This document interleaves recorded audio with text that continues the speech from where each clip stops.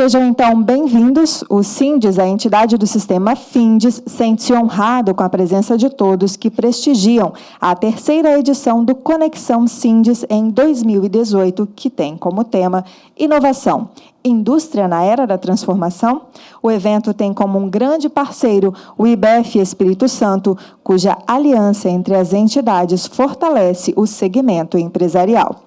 Nesta oportunidade, gostaríamos de registrar que o Sindes é uma entidade que visa fortalecer o ambiente de negócios dos mais diversos setores da economia, tendo o associativismo como um dos seus pilares. Neste momento, já ouviremos então as boas-vindas com o presidente do Sistema Findes Sindes, Léo de Castro.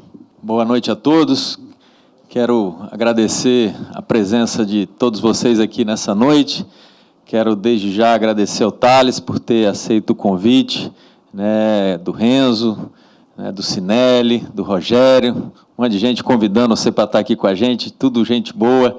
Importante sua presença para nós aqui no Espírito Santo, em especial aqui na Federação das Indústrias, Thales. Nós vivemos um momento, um tempo, em que a única certeza que a gente tem é de que tudo está em transformação. Então, com certeza, a sua palestra hoje, a sua conversa conosco aqui hoje, que é mais do que uma palestra, é uma conversa, vai ajudar os empresários, os jovens, os industriais, a se posicionarem nesse novo cenário, nesse cenário que a gente vive atualmente. O Thales é um exemplo de empreendedor desse novo mercado, um exemplo de sucesso. Rapidamente ali falando, você tem que contar com o que dá certo nessas coisas e o que dá resultado, porque tem muita espuma também nesse mundo todo, e a gente precisa conseguir separar uma coisa da outra e realmente avançar nas frentes de maior probabilidade de resultado. Nós, no Sindes, junto com o IBEF, temos procurado trazer todo mês uma conversa aqui, sempre na terceira quinta-feira do mês, para enriquecer o debate, enriquecer o conteúdo, enriquecer o conhecimento do empresariado capixaba. Então, a gente cumpre essa agenda todo mês e contamos e convidamos a vocês sempre estarem aqui conosco. Eu quero mais uma vez agradecer a presença e vamos aprender, vamos beber na fonte da EasyTax, para sair daqui com conhecimento maior e com riqueza, e com perspectiva de riqueza maior ainda. Muito obrigado. Nós passaremos, então, a nossa palestra, Inovação, Indústria na Era da Transformação, com o fundador da EasyTax e Singo, Thales Gomes. Ele que é Forbes 30 Under 30, seleção da Forbes dos 30 maiores influenciadores regionais abaixo dos 30 anos de idade. Foi eleito pelo Instituto de Tecnologia de Massachusetts, o MIT, um dos jovens mais inovadores do Brasil. É Young Leader of the Year do Latin Trade dos Estados Unidos e considerado pela revista Galileu como uma das 25 pessoas mais influentes da internet brasileira, além de ministrar palestras em universidades mundialmente reconhecidas como Columbia, Duke, Harvard e Yonsei, na Coreia do Sul. Vamos ao nosso palestrante, Thales Gomes. Bem, gente, boa noite. Acho que a ideia aqui é falar um pouco das ferramentas que a gente aprendeu ao longo desses 16 anos empreendendo, e aquilo que eu acho que serve para a indústria, serve para quem quer começar um negócio e serve também para quem quer se reinventar enquanto profissional. A gente teve oportunidades aí de conhecer muita coisa legal no mundo, muita gente legal, trabalhar com muita gente legal. Eu faço um wrap-up aí nas próximas 1h20, mais ou menos, em cima dessas principais ferramentas que a gente aprendeu e o que deu certo. Mas não dá para falar dessas ferramentas sem contextualizar. E a minha história ela tem a ver com empreendedorismo. Eu sou de uma cidade do interior de Minas, chamada Carangola, uma cidade muito pequena, uns 35 mil habitantes, e eu comecei a fazer alguma coisa de empreendedorismo lá. Aos 14 anos eu comecei a vender celular usado. Basicamente o que eu fazia é tirar print screen das ofertas de telefone celular que estavam no Mercado Livre, eu marcapava essas ofertas, aumentava ali o preço em mais ou menos 25%, criava um catálogo físico, vendi aquele telefone, pedindo um adiantamento de 75%. Meu avô era um comerciante local, todo mundo conhecia meu avô na cidade, então eu me apoiava na credibilidade do meu avô para conseguir esse adiantamento, comprava o produto no Mercado Livre, colocava o endereço de entrega da pessoa que comprou, e com isso eu criei esse marketplace aí de venda de telefone usado. O negócio se sustentou por um tempo suficiente para o meu objetivo na época, que era comprar simplesmente uma bateria para minha banda. Mas muito mais que isso, a bateria da minha banda virou um capital suficiente para eu sair da cidade, mudar e estudar fora. E as coisas começaram a mudar, Do cara do celular, acabei de ser conhecido como cara da inovação, acabei fazendo bastante coisa antes da EasyTaxi. Eu já tinha tentado 3 empresas, a EasyTaxi acabou sendo a minha 4ª, e o resultado da EasyTaxi foi interessante. Durante a minha gestão, nós fomos líderes globais da categoria, essa categoria que a gente fundou ali em 2011, junto conosco tinham mais 3 players surgindo naquele momento, em 2011, quando a gente criou esse negócio que hoje o pessoal chama de O2O, A gente falou, bom, pode ser que a gente possa usar o celular para vender serviço também. E aí hoje tem um nome, chama de O2O, serviços que são vendidos offline, vendidos online e prestados vendidos online e prestados offline. A gente começa ali a EasyTaxi no ano de 2011 no Rio de Janeiro. 2012, quando a gente pega a primeira rodada de funding, ao total a gente levantou ali com 4, 5 etnias diferentes, 485 milhões de reais, e levou a empresa para 35 países, 4 continentes, a gente tinha 420 escritórios ali, 1.300 pessoas trabalhando diretamente conosco na nossa folha, mais de 500 mil de motoristas de táxis, 20 milhões de clientes. No meu último ano de gestão, eu entreguei 180 milhões de dólares de receita para a companhia, e aí vendemos a participação para os majoritários em dezembro de 2014, que é quando eu me afasto oficialmente do negócio, deixando a empresa como líder absoluta global de mercado. A posteriori, agora fundei a Singu, que é um marketplace de beleza, focado no mercado de Rio e São Paulo, por hora, onde a gente faz o mesmo modelo de EasyTaxi para serviços de beleza, e é uma empresa que cresce 5 vezes mais rápido do que a EasyTaxi cresceu no mesmo período em termos de receita. A gente acabou fazendo um caminho inverso, ao invés de fazer uma expansão geográfica muito grande, a gente acabou focando onde de fato importa. Para quem quer ganhar América Latina tem que ganhar Brasil, quem quer ganhar Brasil tem que ganhar basicamente São Paulo, principalmente o mercado de beleza. Só a cidade de São Paulo é maior do que o mercado da Colômbia inteira, por exemplo, quando se trata de beleza. O Brasil é o segundo maior consumidor de beleza do mundo, consome 100 bilhões de reais anualmente, e a gente viu que a maior inovação que fizeram nesse setor nos últimos 50 anos foi começar a servir champanhe para madame em salão. A gente falou, bom, vamos recriar esse modelo, e criamos um modelo, uma plataforma meritocrática de ascensão social para essas pessoas que vivem hoje na base da pirâmide. Então, hoje temos manicures, por exemplo, trabalhando conosco, ganhando 6 mil reais por mês. A gente transformou completamente a vida dessas pessoas e também do mercado, entregando serviços de beleza, unha, depilação, massagem, de 7 da manhã às 10 da noite, todos os dias, em 2 horas. Em um pacote de assinatura que a gente tem, por exemplo, pra vocês terem uma noção, em São Paulo, você chega a pagar 120 reais para fazer um pé e mão em um salão mais caro. Conosco você consegue por 20 reais fazer pé e mão, se assinar, se pegar o pacote, o serviço de assinatura de Singu. A gente acaba sendo extremamente barato e muito eficiente e entregando um valor muito grande para quem trabalha para a gente. Uma empresa que cresce consistentemente 30% ao mês desde o momento da fundação. Tudo isso acabou me rendendo algumas coisas. Acho que o mais legal de destacar é a premiação do MIT. O MIT, desde a década de 90, ele faz uma lista onde ele elege ali os empreendedores mais inovadores do mundo. Nessa lista já teve ali Mark Zuckerberg, já teve Larry Page, e aí a gente deu uma sorte desse ano de cair na lista. O Brasil hoje está no topo da lista, eu estou ocupando ali. Foi em novembro de 2017 agora que eles deram, que eles divulgaram a lista todo novembro, e hoje eu sou o jovem mais inovador do mundo. Anteriormente já tinha sido eleito do Brasil, por causa de Singu, que é mais legal. Não por causa do que a gente fez com o EasyTaxi, mas porque a gente criou essa inteligência artificial. A Singu ela funciona com um robô por trás, onde ela faz a alocação de agenda, e é por isso que essas meninas conseguem ganhar tanto dinheiro, porque o robô ele faz uma alocação levando em consideração trânsito, condição climática, geolocalização, para que elas não tenham que se deslocar muito para prestar o serviço, que consiga ser financeiramente viável. E o MIT viu isso, viu o poder de transformação social que a gente tem, e acabou nos conferindo esse prêmio. E, obviamente, por essa jornada, eu aprendi algumas coisas, e a principal lição que eu aprendi durante todo esse momento é o poder de transformação da inovação disruptiva. O que a gente vive hoje, na verdade, na sociedade, talvez é o maior momento de transformação que a humanidade já viu. Não é nada comparável com o que vivemos durante a Revolução Industrial. Assim, a Revolução Industrial é fichinha perto do que a gente está vivendo hoje. Então, os especialistas dizem que até 2025, provavelmente 80% da mão de obra vai ser substituída por robôs. Eu digo que a minha realidade é essa, né? Na Singu, uma empresa que atende dezenas de milhares de pessoas por mês, eu tenho 22 pessoas trabalhando ali. O meu departamento financeiro paga milhares de profissionais todos os dias com uma pessoa só no departamento financeiro. Como é que a gente faz isso, né? A gente tem bots. Então, os robôs já substituem hoje mais de 70% da mão de obra na minha empresa. Essa é a minha realidade. E eu sei que aquilo que eu sei fazer, muita gente, principalmente que trabalham comigo, vão se formar, vão sair, vão abrir suas empresas, suas consultorias e vão começar a vender essa tecnologia para a indústria. É muito pouco tempo, de fato, quando a gente vê essa curva de evolução exponencial, até robô fazer muito mais parte da nossa vida, né? Mercados que até outrora eram tidos como muito grandes para falhar, falham miseravelmente em um curto espaço de tempo. O mercado de telecomunicação, por exemplo, tem um desafio enorme nesse momento. Quem conhece o Google Loom? Google Loom é uma série de balões que a Google lança ali na atmosfera.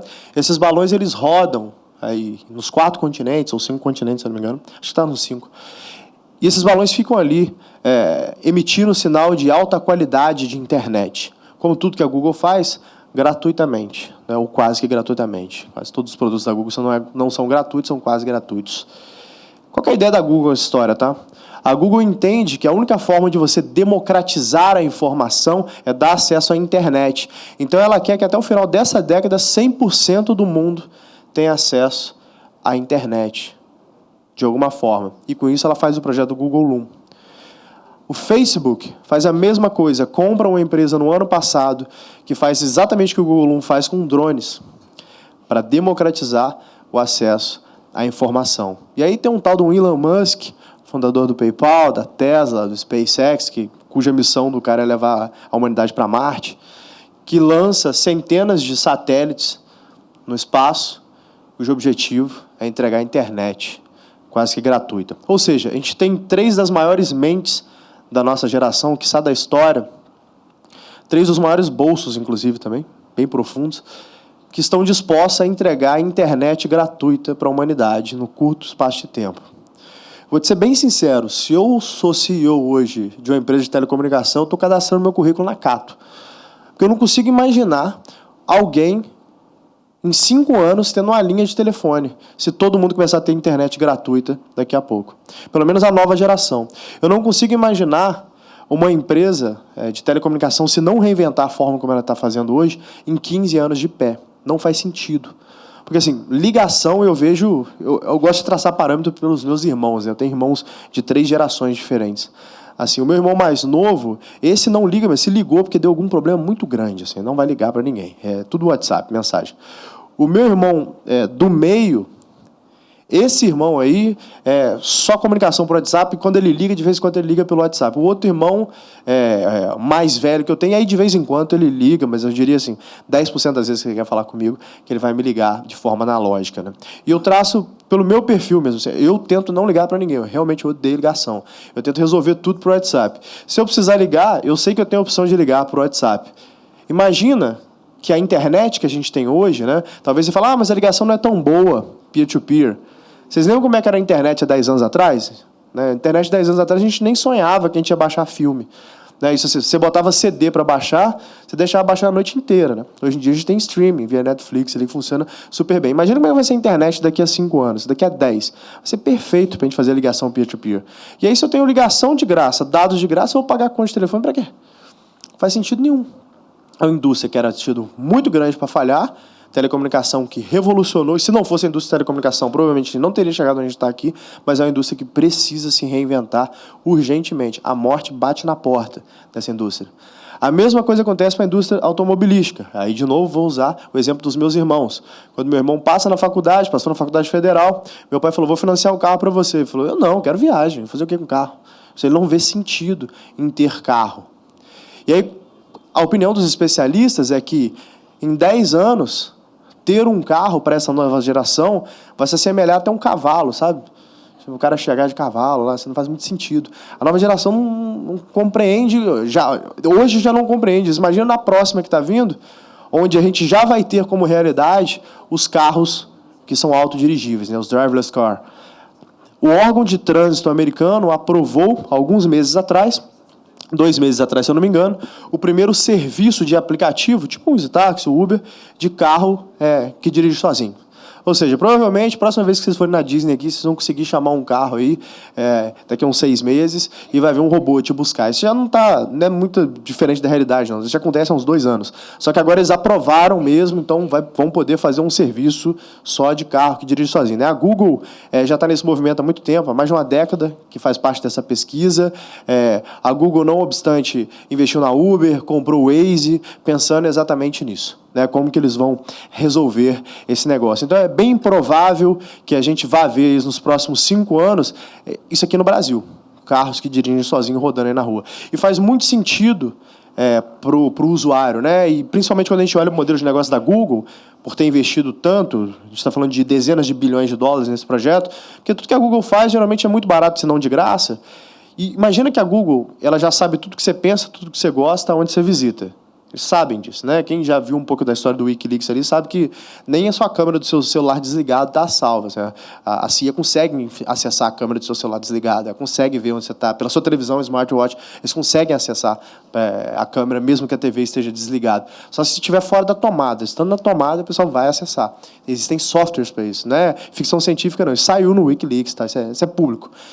Imagina a Google sabendo agora não só o que você pensa, o que você gosta, aonde você vai, em quanto tempo você demora no deslocamento, onde que você fica. Isso é muito importante para esses caras. O que me leva no primeiro ponto. A informação do mundo hoje pertence a 2 pessoas, Mark Zuckerberg e Larry Page. Tudo que você sabe, tudo que você gosta, quem você fala, esses 2 caras estão ligados nisso. Já repararam que, às vezes, vocês estão falando sobre um assunto, só falando, aí do nada vem anúncio para você no Facebook sobre aquele assunto? Né? Isso não é eles não admitem isso, mas é verdade, isso acontece, todo mundo sabe que os caras vivem disso, eles vivem de Big Data, eles vivem de depuração desse dado. Por quê? Porque nós, anunciantes, quando você faz um anúnciozinho no Google lá, ele precisa quebrar esse cohort, né, esse grupo de pessoas, em perfis psicográficos. E a grande inovação desse setor foi quebrar esses perfis psicográficos e dar acesso ao empresariado a um perfil psicográfico. E quando você faz isso, você começa a fazer uma entrega melhor de resultado para esse cara. É que o resultado disso é ter um custo de aquisição mais baixo, você escala o teu negócio melhor, pagando menos para isso. É por isso que eles querem te dar carro para você andar de graça, é por isso que você tem um Gmail de graça, é por isso que você tem um serviço de busca de graça. Não é que é de graça, né? Todo mundo sabe que não existe almoço grátis. É igual o cara fala assim, o hospital público ele é de graça. Não, é pagador de imposto que está pagando por aquilo ali. Mesma coisa, o Facebook não é de graça não, é seu dado que você está dando ali, isso vale muito dinheiro, né? Dado vale mais que petróleo. O nosso ouro negro hoje chama dado. E esses caras já entenderam isso. Imagina para a indústria automobilística, que conta com um ciclo de compra de a cada 2 ou 3 anos, ter uma empresa como a Google falando para o resto da população mundial, falando, não precisa comprar carro, não. Usa o meu serviço aqui que é de graça, ou vou te cobrar $10 por mês, você chama à vontade aqui. Anda onde você quiser, por R$30 por mês. Não vai ser muito diferente disso, não. Essa indústria aí está em rota de colisão também. Tanto que entrou de cabeça nesse negócio de driverless car. A Audi lançou no final do ano passado o primeiro carro 100% autônomo, né, até 60 km por hora. Tem um carro da Audi que é 100% autônomo, ele te leva onde você quiser, bota ali, ele sai do estacionamento, te leva, tá? Robô dirigindo, 100%. Só que eles não entenderam o game plan.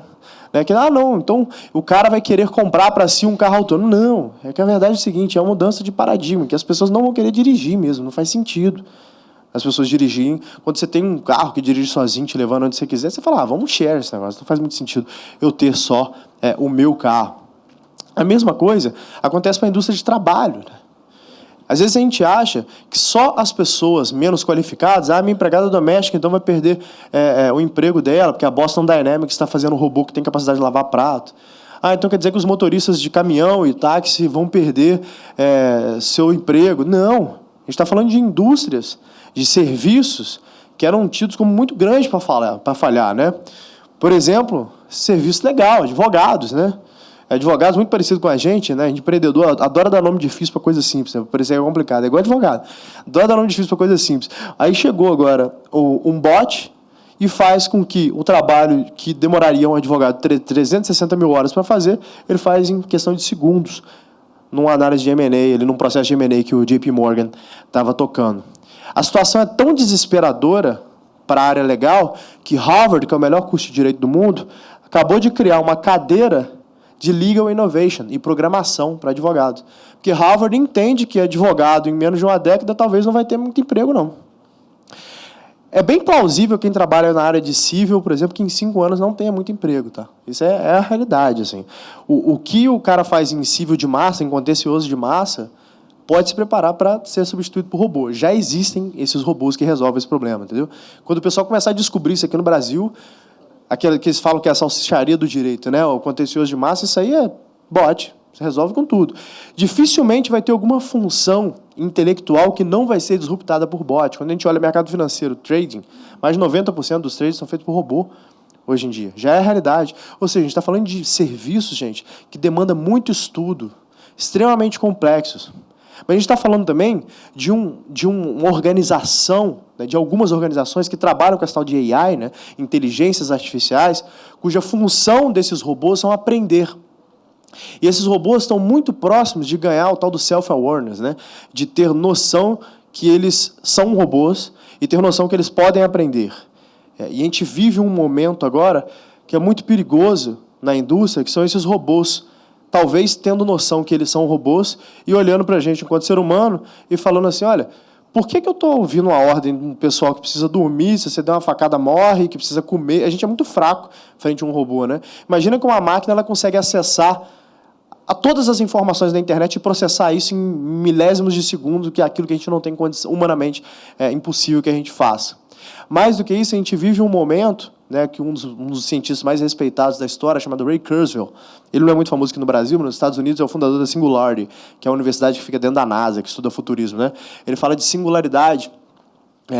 Tem um documentário muito interessante, eu recomendo que vocês vejam, que chama Transcendental Man, que ele fala meio que nesse processo do homem se tornar transcendental. Há acho que um mês, algumas semanas atrás, saiu o resultado de uma pesquisa na revista Science, que demonstra que eles conseguiram pegar 300 neurônios de um micro-organismo, de uma ameba, alguma coisa parecida com isso, 300 neurônios, e fazer um download desses 300 neurônios e colocar na nuvem. Então, é como se eu conseguisse pegar, em larga escala, isso aqui, o seu cérebro, fazer o download do seu cérebro e colocar isso na nuvem. Aí eu faço o upload para a nuvem. Por que eles fazem isso? Que o Ray Kurzweil é o cara que lidera essas pesquisas, porque ele acredita que em menos de 20 anos a gente consegue se tornar imortal dessa forma. Ele fala, o homem é o conjunto de experiências que ele viveu, aquilo que ele pensa, ele é um conjunto de sinapses ali, isso é coisa elétrica. Então eu consigo fazer um download dessas informações, jogar isso para a nuvem, eu consigo, é bem plausível clonar, né? E só não clonam os seres humanos ainda porque não tem um problema ético nisso aí, mas a ovelha Dolly já 15 anos atrás, sei lá, quase 20 anos, já fizeram, já está tudo dominado nesse processo aqui. É bem possível clonar um corpo, então, e manter a perenidade dessa pessoa se eu fizer um download daquele conjunto de experiências que essa pessoa viveu. Imagina o ganho que a gente vai ter para a humanidade em termos de conhecimento, se a gente conseguisse ter Isaac Newton vivo até hoje, né? Se a gente conseguisse ter Albert Einstein vivo até hoje, né? A gente para de perder os nossos gênios, isso provavelmente teria um ganho muito grande, exponencial de conhecimento para a humanidade. Parece filme de ficção científica que eu estou falando com vocês aqui, né? Mas isso tudo vocês podem dar um Google aí, que vocês vão ver que eu estou falando que já está tudo dominado. Esse processo já tem ali, tem grandes empresas participando do processo de funding dessas pesquisas e tal. Não está muito longe de acontecer isso, não. E quando eu olho para isso e trago para a nossa realidade, né, eu só penso nisso, do pessoal falando, olha, mas e aí? O que eu vou fazer? Né? Como é que é isso na prática? Aí tem outras pessoas que se dividem e falam assim, não, mas isso está muito longe, isso for acontecer daqui a uns 200 anos. Queria mostrar para vocês a imagem do CD da Amazon. Quem tiver com o controle aí do vídeo, é só dar um play no canto inferior esquerdo, olhando aqui, no meu canto inferior esquerdo, tem um botão de play. Quem tiver aí com o vídeo puder dar, isso. Pode tirar o áudio, tá? É só para dar um play.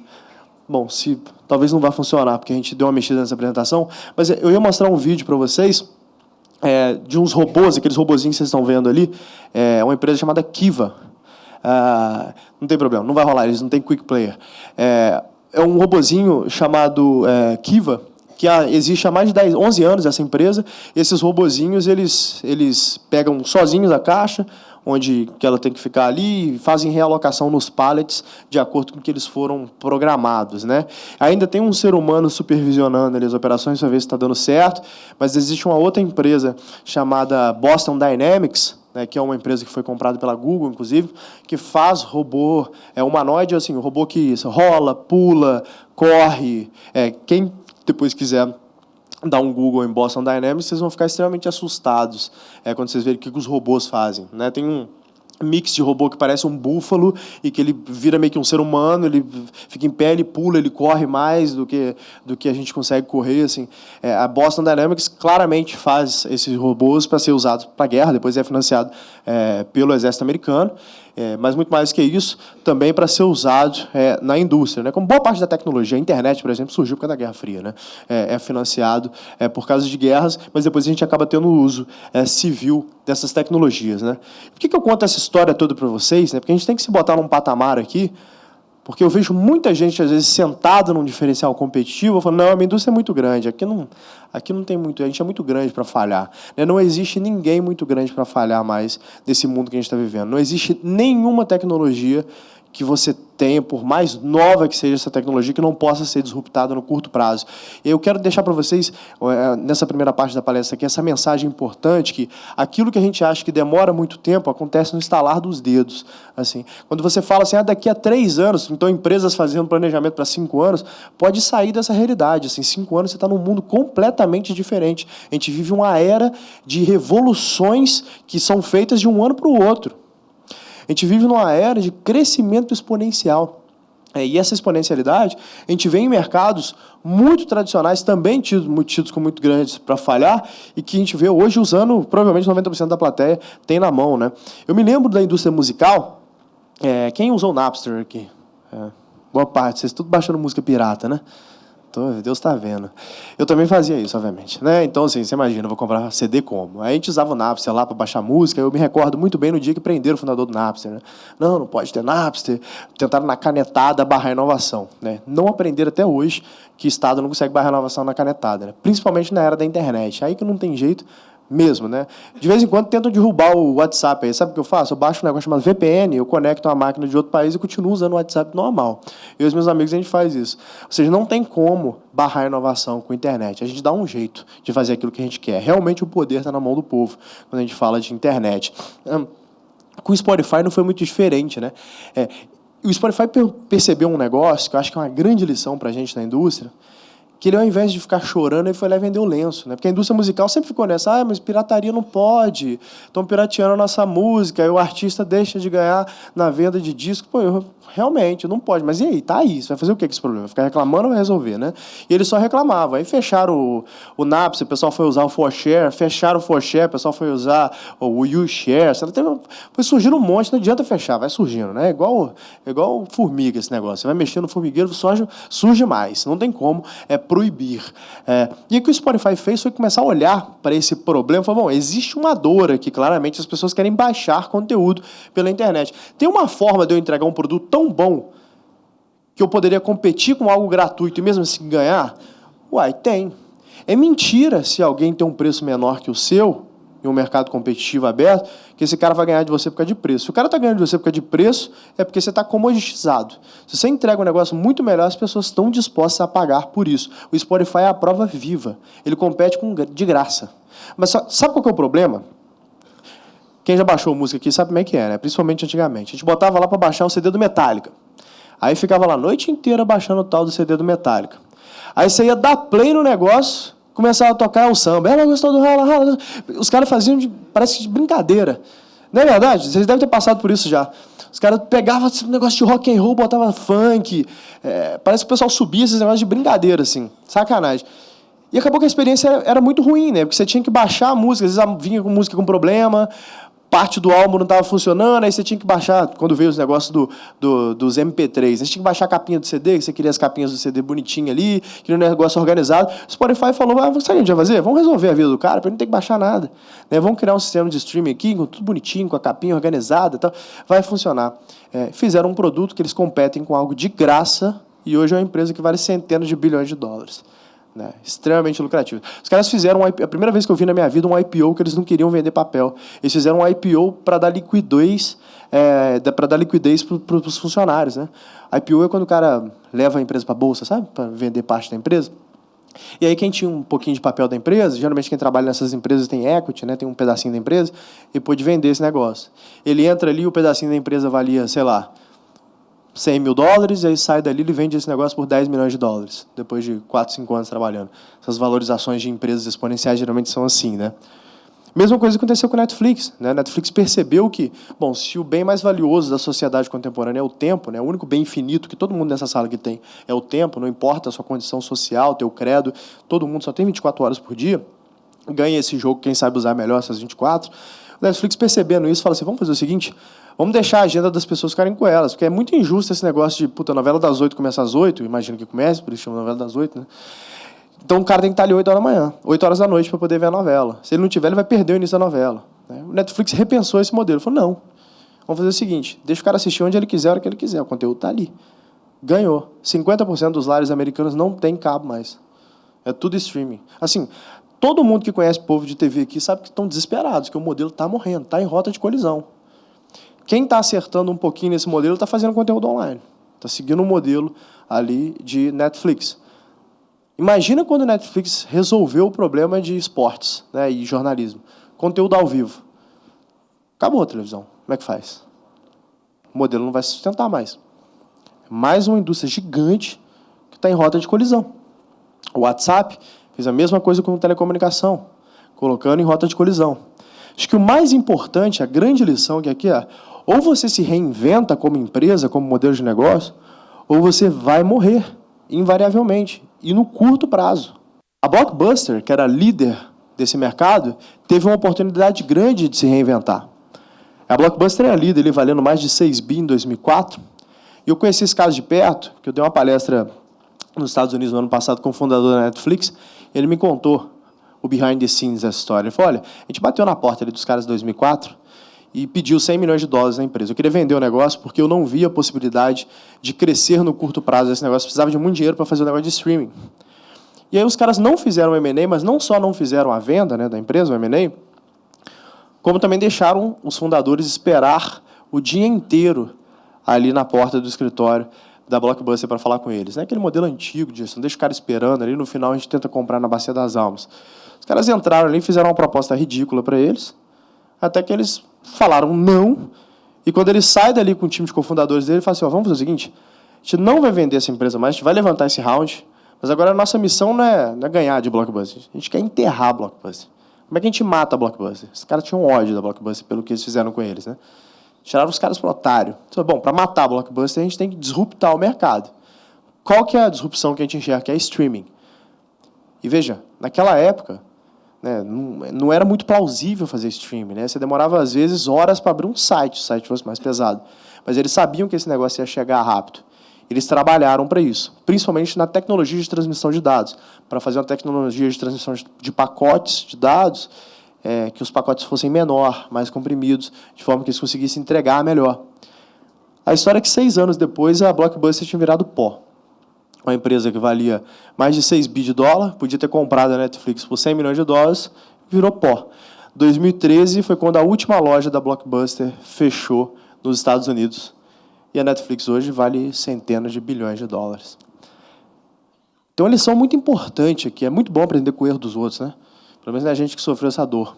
Mas tem uma lição muito importante aqui para todo mundo da indústria, todo mundo que é líder de alguma coisa aqui. De vez em quando essas oportunidades batem na nossa vida, tá? Agora, principalmente quem é empresa, quem tem caixa, quem toca negócio que tem caixa, vocês têm a obrigação de investir em venture capital. A obrigação. Se a sua empresa quebrar daqui a 5 anos, daqui a 10 anos, porque você não conseguiu acompanhar a disrupção do mercado, você vai lembrar desse dia que eu te falei isso. Você tem a obrigação de alocar um percentual ali do seu caixa em venture capital. Quando você investe em venture capital, você está comprando um ticket para acompanhar o futuro. No mínimo, eu tenho um assento ali para acompanhar o que está acontecendo com o futuro. No mínimo, eu tenho acesso ao empreendedor. No mínimo, eu tenho acesso a informações que hoje não chegam para mim. E aí, de repente, eu vou acertar a mão em um ou outro, e eu vou fazer mais dinheiro nesse deal de venture capital que eu fiz do que no meu negócio como um todo, se ele estiver em declínio. E talvez eu vou ter acesso a informações de modo que eu vejo o potencial que aquele negócio tem, que aquele negócio pode disruptar o meu negócio, e eu posso comprar aquele negócio eventualmente através de uma operação de M&A. Ou melhor, eu posso fazer como o topo da Fortune 500 faz, que é o tal do acqui-hiring, quando você compra empresas para comprar o seu time. A Amazon, por exemplo, quando comprou a Zappos, pagou mais de $1 bilhão numa loja de sapatos online, o pessoal vira para o business e fala, por que você não simplesmente copiou o modelo? E o business fala, eu não comprei a Zappos, comprei o Tom e enchei o time dele. Comprei a cultura das Zappos, eu criei uma cultura de atendimento. E hoje é a mesma coisa que acontece quando a gente olha para a Google. Por que a Google, há décadas, é líder no mercado de informação? Porque a Google é faminta por M&A. Toda semana ela compra alguém. Tem empresa que não gera R$1 de caixa, só dá prejuízo. E mesmo assim, ela compra alguém. Por quê? Porque é aquele time. Muitos dos grandes negócios da Google nasceram de M&A. Gmail nasceu de M&A. Negócios que não deram certo também, como a Google Plus, aquela rede social. Mas olha o que o Gmail não fez. Né? Alguns outros produtos que eles têm de prateleira, o Google Chromecast, que é o líder de transmissão de mídia via celular. É um trocinho, tipo um pendrive que você espeta nas coisas e consegue espelhar seu celular ali. M&A. Compraram um pessoal que fazia isso. Um Android. M&A. Compraram um time que estava fazendo um OS, um sistema operacional. Ou seja, a gente precisa aprender com a indústria, com quem está fazendo certo, quem vale 500 bilhões de dólares, que não adianta a gente achar que dentro de casa a gente vai resolver o problema de inovação. É difícil. Departamento de inovação dificilmente resolve o problema de inovação. Geralmente o que resolve é cultura. Mais para frente eu vou falar as formas que eu descobri de resolver esse problema. De novo, assim, não quer dizer que tem uma fórmula pronta aqui, que se eu soubesse exatamente a fórmula, não estava aqui contando para vocês. Mas a gente sabe o caminho que geralmente dá certo, principalmente olhando para dentro de casa e olhando para as grandes empresas, o que eles fizeram. Mas acho que a grande lição aqui é a importância do M&A, a importância da proximidade com esse mercado de venture capital, que a gente, por estar sentado na maravilha do Brasil, né, que o Brasil pode ser muito ruim para muita gente, mas para quem tem dinheiro é uma maravilha. É o país do rentismo, né? Você tem uma Selic que no ano passado estava batendo mais de 12%, imagina, deixa em renda fixa, que está maravilhoso. Para que eu vou investir em inovação? Agora, o cara nos Estados Unidos, com juros a 1% ao ano, ou ele investe em venture capital e mercado de capitais, ou esse cara vai perder dinheiro com a inflação. E aí fala, os Estados Unidos é uma maravilha, lá tem muito dinheiro para inovação. É claro, pô. Você tem uma taxa de juros lá 1% ao ano, o cara tem que investir em inovação. Agora aqui, quando você tem um país como a gente teve, construído para os ricos, para os rentistas, é mole, não precisa investir em inovação. Eles sentem alguns produtos ali estruturados que vai dar aquele retorno que dificilmente algum país no mundo consegue dar, né? A maravilha dos juros compostos. Agora, o que a gente não metrifica, a gente está metrificando o nosso retorno pessoal, enquanto empresário, os produtos que a gente investe. O que a gente não metrifica é o impacto disso no nosso negócio. Talvez daqui a 10 anos o seu negócio não exista mais. E parece que eu estou exagerando, né? Tem um cara chamado Salim Ismail, que é o sócio do Ray Kurzweil lá, outro cientista, uma das grandes referências de inovação global. Ele escreveu esse livro, que em português chama Organizações Exponenciais, a tradução literal. Eu acho que é outro livro, assim, obrigação para quem trabalha hoje em dia, quer se desenvolver como pessoa. Ele mostra ali naquele livro, né, que ele fez uma pesquisa, e a vida média de um diferencial competitivo baixou de 30 anos, no meio da década de 80, para 5 anos em 14. O que é essa história aqui? Né? A vida de um CEO da década de 80 era muito mais fácil que de um CEO hoje. Né? Que o CEO da década de 80 ele faz uma grande disrupção no negócio, cria um grande diferencial competitivo, e esse cara vai virar CEO ali para uns 40, 50 anos, ele se aposenta na alta. Hoje em dia, se o cara não consegue criar uma grande disrupção a cada 5 anos, ele vai quebrar a empresa, no mínimo vai perder emprego, que vai cair muita receita. Olha o caso de Kodak, olha a Garmin. Empresas que eram tidas como muito grandes, líderes absolutas, monopolistas, né, que acabou do dia para a noite. Né? Kodak dominava o mercado de fotografia, simplesmente não acompanhou a mudança. Nokia, eu lembro direitinho, cara, uma capa da Forbes há, sei lá, 12 anos atrás. Tipo, um ano antes de sair o iPhone, capa da Forbes, da capa da Forbes, o CEO da Nokia, com o Nokia, falando a reinvenção do telefone e tal.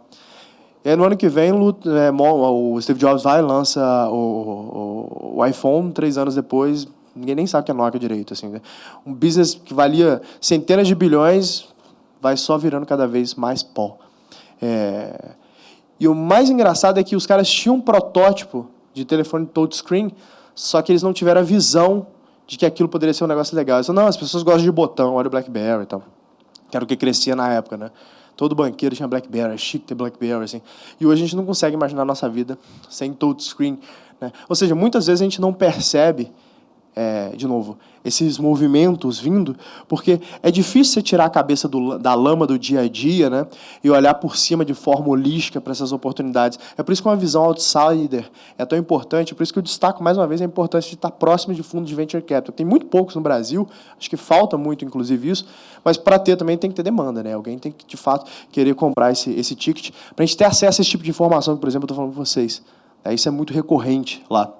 O Salim também mostra que nos próximos 10 anos, 40% dessas S&P 500, né, essas listas das 500 empresas mais valiosas do mundo, vão provavelmente desaparecer da lista. Ele fala isso porque ele realmente acha que em 2 anos é o suficiente para o cara ficar trocando de CEO ali, ou insistir no erro, deixar o CEO ali, e os caras não vão conseguir fazer a mudança suficiente, 2 ciclos, e já era. Alguém vai provavelmente disruptar aquele modelo de negócio. Ele acha que mais a metade, quase a metade dessa lista aí vai desaparecer.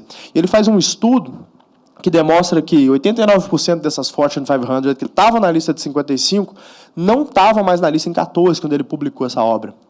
E o engraçado é que eu fui lá dar uma olhada, quem estava na lista, né, eu achei algumas das empresas cujo backbone, né, a coluna vertebral é a inovação. Achei 3M, né, 3M, achei Johnson & Johnson, e achei GE. Né, GE é do Jack Welch, né, pai da inovação. Quem estudou business aqui provavelmente leu bastante sobre Jack Welch, assim, como ele tratava a sua gestão, como ele valorizava o indivíduo. Né. Que essa é uma característica que a gente tem também quando a gente fala de inovação, né? A inovação, ela não muda muito quando a gente trata de mercado, né? A valorização do indivíduo, né? Assim, ver valor no egoísmo, né? De cada um cuidar do seu, geralmente dá certo. Assim, em empresa é meio que isso. Assim. Você dá liberdade para aquele cara que é capacitado fazer o seu trabalho desde que ele tenha um senso de propósito, um senso de missão, esteja bem definido assim, as missões e os valores da companhia. Provavelmente esse cara vai performar muito bem. Né? Isso é uma das regras que a gente tem de inovação. Depois a gente vai falar um pouco mais sobre isso. Eu listei aqui a Fortune 500, eu tirei essa foto da Fortune 500 tem, sei lá, algumas semanas atrás. A gente vê ali a Apple valendo 750 bilhões de dólares, né, em primeiro lugar. Em segundo lugar, é a Alphabet, que é a reorganização que a Google fez, valendo ali quase 600 bi de dólar. Tem a Microsoft valendo 500 bilhões de dólares. Né? E depois vem para o Amazon e tal.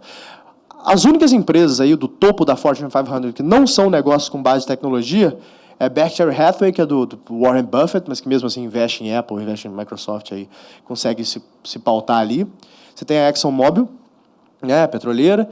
Você tem o JP Morgan e tem o Wells Fargo, que são os bancos. O resto é tudo tecnologia.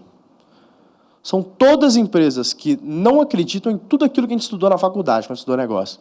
Né? Elas não acreditam em gestão verticalizada, não acreditam em departamentos, não acreditam em uma série de conceitos que eu vou passar para vocês aqui. Eu vou parecer maluco falando algumas coisas que eu vou falar aqui, mas é por isso que eu gosto de mostrar a Fortune 500. Eu falo, olha, pode ser que você não concorde comigo, mas o que dá dinheiro é isso. Né? Quando a gente olha para a Fortune 500, quem ganha dinheiro está fazendo essas coisas aqui que eu estou falando. Né? Alguma delas, por exemplo, quando a gente fala dessa valorização do indivíduo, né? Eu falo muito sobre isso, sobre aquelas reuniões de brainstorm, de ideias. Né? Acho um puta de uma perda de tempo, sabe? Vamos marcar uma reunião por semana aqui para falar sobre ideias que a gente tem que fazer. E a gente acaba não pautando muito o assunto de execução, né? Como que a gente transforma essa ideia em produto, né? E no mercado de startup, a gente tem um termo que a gente vende muito, né? Que a gente fala desse negócio, é o tal do MVP, né? E, de novo, eu falei no início, a gente adora dar nome difícil para coisa simples. MVP é protótipo navegável, né? A gente chama de Minimal Viable Product, tá? Alguém precisava escrever um livro, deu um nome bonitinho para esse troço. Mas é simplesmente prototipar alguma ideia que você tem. Por exemplo, o MVP da EasyTaxi, a gente estava lá em junho de 2011, quando a gente criou o negócio, né? Estava com a dificuldade danada de achar táxi, até que eu tive a ideia de fazer esse aplicativo. E como que eu tive essa ideia do MVP? Né? Eu falei, vou pegar um site pré-pronto aí com formulário de e-mail. Sabe aquele formulário que você deixa seu nome, envia e-mail para a empresa? Que pergunta seu nome, seu telefone. E aí eu mudei o campo ali, eu falei, eu quero nome, telefone e o endereço onde você está. Aí o botão pedir táxi era o botão enviar e-mail. Eu só mudei o textinho ali, pedir táxi. Mudei o HTML ali. O cara bota o nome, telefone, endereço, clica em pedir táxi, vai para o meu e-mail, aquela informação. Eu abro meu e-mail, copio o endereço, colo no Google Maps, uso aquela função do Google Maps, pontos de táxi ao redor. Ligo para o ponto de táxi mais próximo para a pessoa, consigo o táxi, ligo para a pessoa. Pronto, resolvi. Criei esse táxi. Assim, em uma tarde. Um dos sistemas mais complexos do mundo, que é esse sistema de troca de informação, você tem 2 clientes, um API mega complexo, a gente resumiu isso a um formulário de e-mail. O que eu queria com o meu MVP? Né? Eu queria validar o interesse das pessoas em chamar um táxi através da internet. Eu queria saber se elas iam confiar, queria saber como que elas iam chamar, como que eu ia anunciar esse negócio para elas. Ou seja, quando você faz o MVP, você faz uma prova técnica do seu negócio. Será que as pessoas realmente têm interesse naquilo? É porque toda mãe acha o filho bonito, né? Não é diferente com ideia. Então, todas as vezes que a gente vê, assim, vocês provavelmente já viram isso em algum momento, você teve uma ideia, você fala, cara, como é que eu sei se minha ideia é boa? Você prova, faz um MVP. Né? Essa é a função básica da ciência. Né? Você tem uma hipótese e você vai tentar passar por um processo de validação dessa hipótese. Como que você faz isso? Iterando. Esse processo de iteração é um processo que você faz com o seu MVP. Então, eu botei o formulário de e-mail lá, consegui fazer uns anúncios, consegui o pessoal fazer algumas corridas, eu entendi como melhorar meu anúncio, aí depois eu entendi como melhorar meu produto. Como? Simplesmente ligando para as pessoas. E aí, o que você achou? Como é que foi a experiência? O que você faria melhor? O que você acha que está faltando? E aí você vai melhorando o produto pouco a pouco. Ali eu uso o exemplo de um carro, né? Eu falo, bom, você quer fazer um carro? Um carro é um objeto que te leva do ponto A para o ponto B. Pronto. Né? Uma diferença entre o Fusca e uma Ferrari são seus atributos. Né? A Ferrari te leva com mais status, com mais potência, com mais segurança, mas é um objeto que te leva do ponto A para o ponto B. O skate também te leva do ponto A para o ponto B. Só que o skate você pega uma tábua de madeira com 4 rodinhas e sai andando aquele troço. O carro é mais complexo.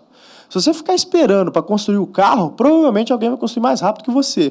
E quando você chegar naquele carro que você pensou em construir, alguém já vai chegar num carro muito melhor se ele fizer esse processo de iteração.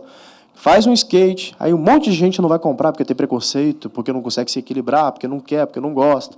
Mas um pequeno grupo de pessoas vai amar aquele produto. E esse pequeno grupo de pessoas que vai amar é esse cara que você está interessado naquele momento, né? Os early adopters, né? As pessoas que adotam primeiro aquela ideia de tecnologia. E aí você vai conversar com aquele cara e vai falar, por que você gostou tanto? Ah, eu gostei tanto por causa disso, por causa daquilo. E aí você vai conversar com outro grupo que não gostou. Por que você não gostou? Eu não gostei porque, cara, eu não consigo me equilibrar, eu chego suado no trabalho.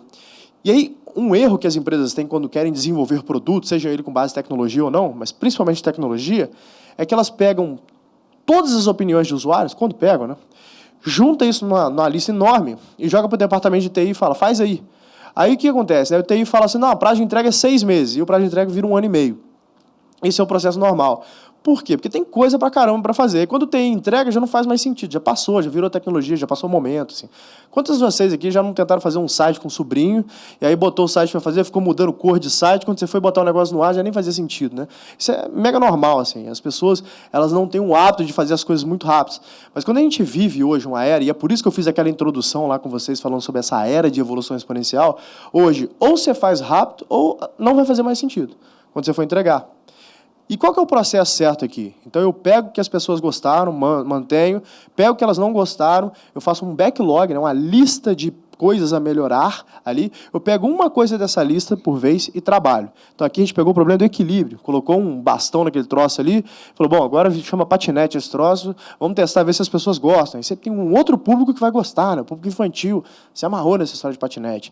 Aí você entende que os caras gostaram, entende o que tem para melhorar, acaba chegando na bicicleta, aí o pessoal está reclamando que chega suado no trabalho, você bota um motor nesse troço, vira uma moto, aí o pessoal está reclamando de segurança, eu queria me sentir mais seguro, você bota uma carcaça, mais 2 rodas, vira um carro. Acaba que o processo ele fica muito lógico, né, nesse processo do MVP até chegar no negócio como você tinha imaginado. Agora é importante destacar que MVP não é uma versão mal feita do teu produto, não, tá? Ou seja, não é você fazer uma roda, por exemplo, ou uma carcaça e achar que o cara vai sair dirigindo com isso. É você criar um produto que entrega o valor que você queria entregar, mas de uma forma mais simples e mais rápida. Né? A gente precisa aprender a fazer isso na vida. A gente precisa ser mais prático. Eu sempre falo isso com o meu time. Eu falo, gente, feito é melhor que perfeito. Né? Bota para rodar o negócio. Né? Nessa foto estou eu e meu cofundador da EasyTaxi, o Márcio, foi o cara que criou esse sisteminha do táxi vindo até vocês. Né? Ninguém tinha feito esse troço ainda, esse cara foi lá e falou assim, Taleco, me chama de Taleco. Taleco, eu acho muito ruim do nosso negócio, porque eu fico ansioso, eu não sei se o troço está chegando ou não. Vou fazer o seguinte, vou botar um carrinho mexendo na tela, o que você acha? Eu falei, poxa, legal essa ideia, faz esse troço. E aí, como eu tinha vendido meu carro para poder investir na empresa, nosso funding era meu carro, eu pegava a bicicletinha do Itaú, ficava rodando com o telefonezinho na cestinha, para o Márcio olhar ali no computador se o negócio estava rodando ou não, para ele poder construir o software. Uma vez a gente teve uma reunião com o investidor num café que tinha na frente, aí o negócio estava tão feio que a gente mudou o escritório para debaixo da árvore ali. Aí ficava roubando a internet do café ali, Márcio programando, e eu rodando ali no Largo do Catete e no Largo do Machado para testar o negócio do celular. Não eram as melhores condições do mundo, mas era o suficiente. Quem quer faz, né? A gente acabou dando um jeito de fazer. Eu aprendi muito o valor do time com esses caras, sabe? Por exemplo, o Márcio, o Vinícius, meus cofundadores, eles me ajudaram a fazer o negócio. Mas muito mais do que isso, né? Eu aprendi aquilo que eu considero um modelo de time ideal. Eu falei, se você tiver um cara organizado ali, que eu chamo de administrador, mas basicamente o que a gente quer é um cara organizado, data-driven, que é um cara que geralmente vai tocar a roda ali para fazer um operacional e financeiro do negócio.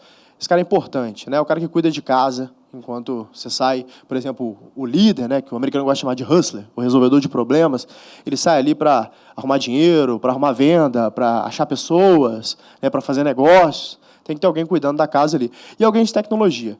Esse time, para mim, não me importa se é o Facebook ou se é uma padaria. Eu acho que é o time ideal para fazer qualquer modelo de negócio. Mas você vai ter time de TI, uma padaria para quê? Cara, tem muita coisa que você poderia otimizar em uma padaria se você tivesse um time de TI. Você pode ter certeza que vão surgir várias oportunidades. Qualquer negócio que você tenha, não importa, você deveria ter um time de produto ali como uma das colunas vertebrais ali, desse negócio, né? Se a gente pudesse ter mais de uma. E o que eu sugiro para as empresas, para começar a pensar como a Google pensa, como o Facebook pensa, como a Singu pensa, é montar um time desse com 3 pessoas e, de fato, dar liberdade para essas pessoas trabalhar. O que é essa liberdade? Tá? É virar para esse time e falar, você quer empreender? O pessoal adora falar esse negócio, temos empreendedores aqui dentro da empresa. Então dá liberdade para o cara. Você quer empreender? Faz o seguinte, me sugere alguma coisa que vai endereçar uma oportunidade que a gente não viu ou que vai resolver um problema aqui para prevenir que algo bom suma. Inovação basicamente é para isso, né? Sugere esse troço aí. Aí esse cara ali, esse líder ali, vai chegar para o chefe do departamento lá e falar, cara, o negócio é o seguinte, tem essa oportunidade que a gente viu aqui, eu juntei esse time, eu proponho essa solução, e para fazer essa solução eu preciso de tanto, eu acho que em tanto tempo eu te entrego tanto. Se você fizer isso, dá a oportunidade desses caras fazerem isso, dá a verba para esses caras, vocês com certeza vão se surpreender. É exatamente o modelo de negócio de Google, é exatamente o modelo de negócio de Apple, é exatamente o modelo de negócio de Microsoft hoje em dia, com a nova gestão. Eles pegam o que eles chamam de squads, né, esses esquadrões, e esse time consegue uma verba, e aí esse time trabalha como se aquilo fosse dele. Ele tem um senso de responsabilidade. Você não tem um chefe te cobrando ali naquele momento. Você tem um time que arrumou um propósito para ele dentro daquele negócio ali, que ele realmente se sente dono daquele troço.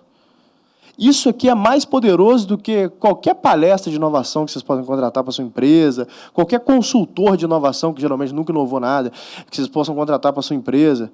É criar essa cultura do trabalho, né, do time assumir o problema para si. Assim, um dos grandes problemas que geralmente as empresas têm é que as pessoas não assumem um problema para si, elas jogam para o lado. E é por isso que eu não gosto muito desse modelo de departamento, sabe? Eu sempre falo desse cara, né, o Andy Grove, um dos grandes líderes que a gente teve na história, né? Esse cara escreveu um livro chamado High Output Management. Eu acho que não tem em português. É o livro de cabeceira de todo CEO do Vale do Silício. Assim, a lista da Fortune 500 inteira já leu esse livro. Pra vocês terem ideia, o modelo de gestão de Google foi extraído 100% desse livro, né? Que é o modelo de OKR, de não ter meta, de não ter departamentos. Tal. O Andy Grove dizia que ele não gosta de departamentos em diversas fases do negócio, porque os departamentos eles criam silos, né?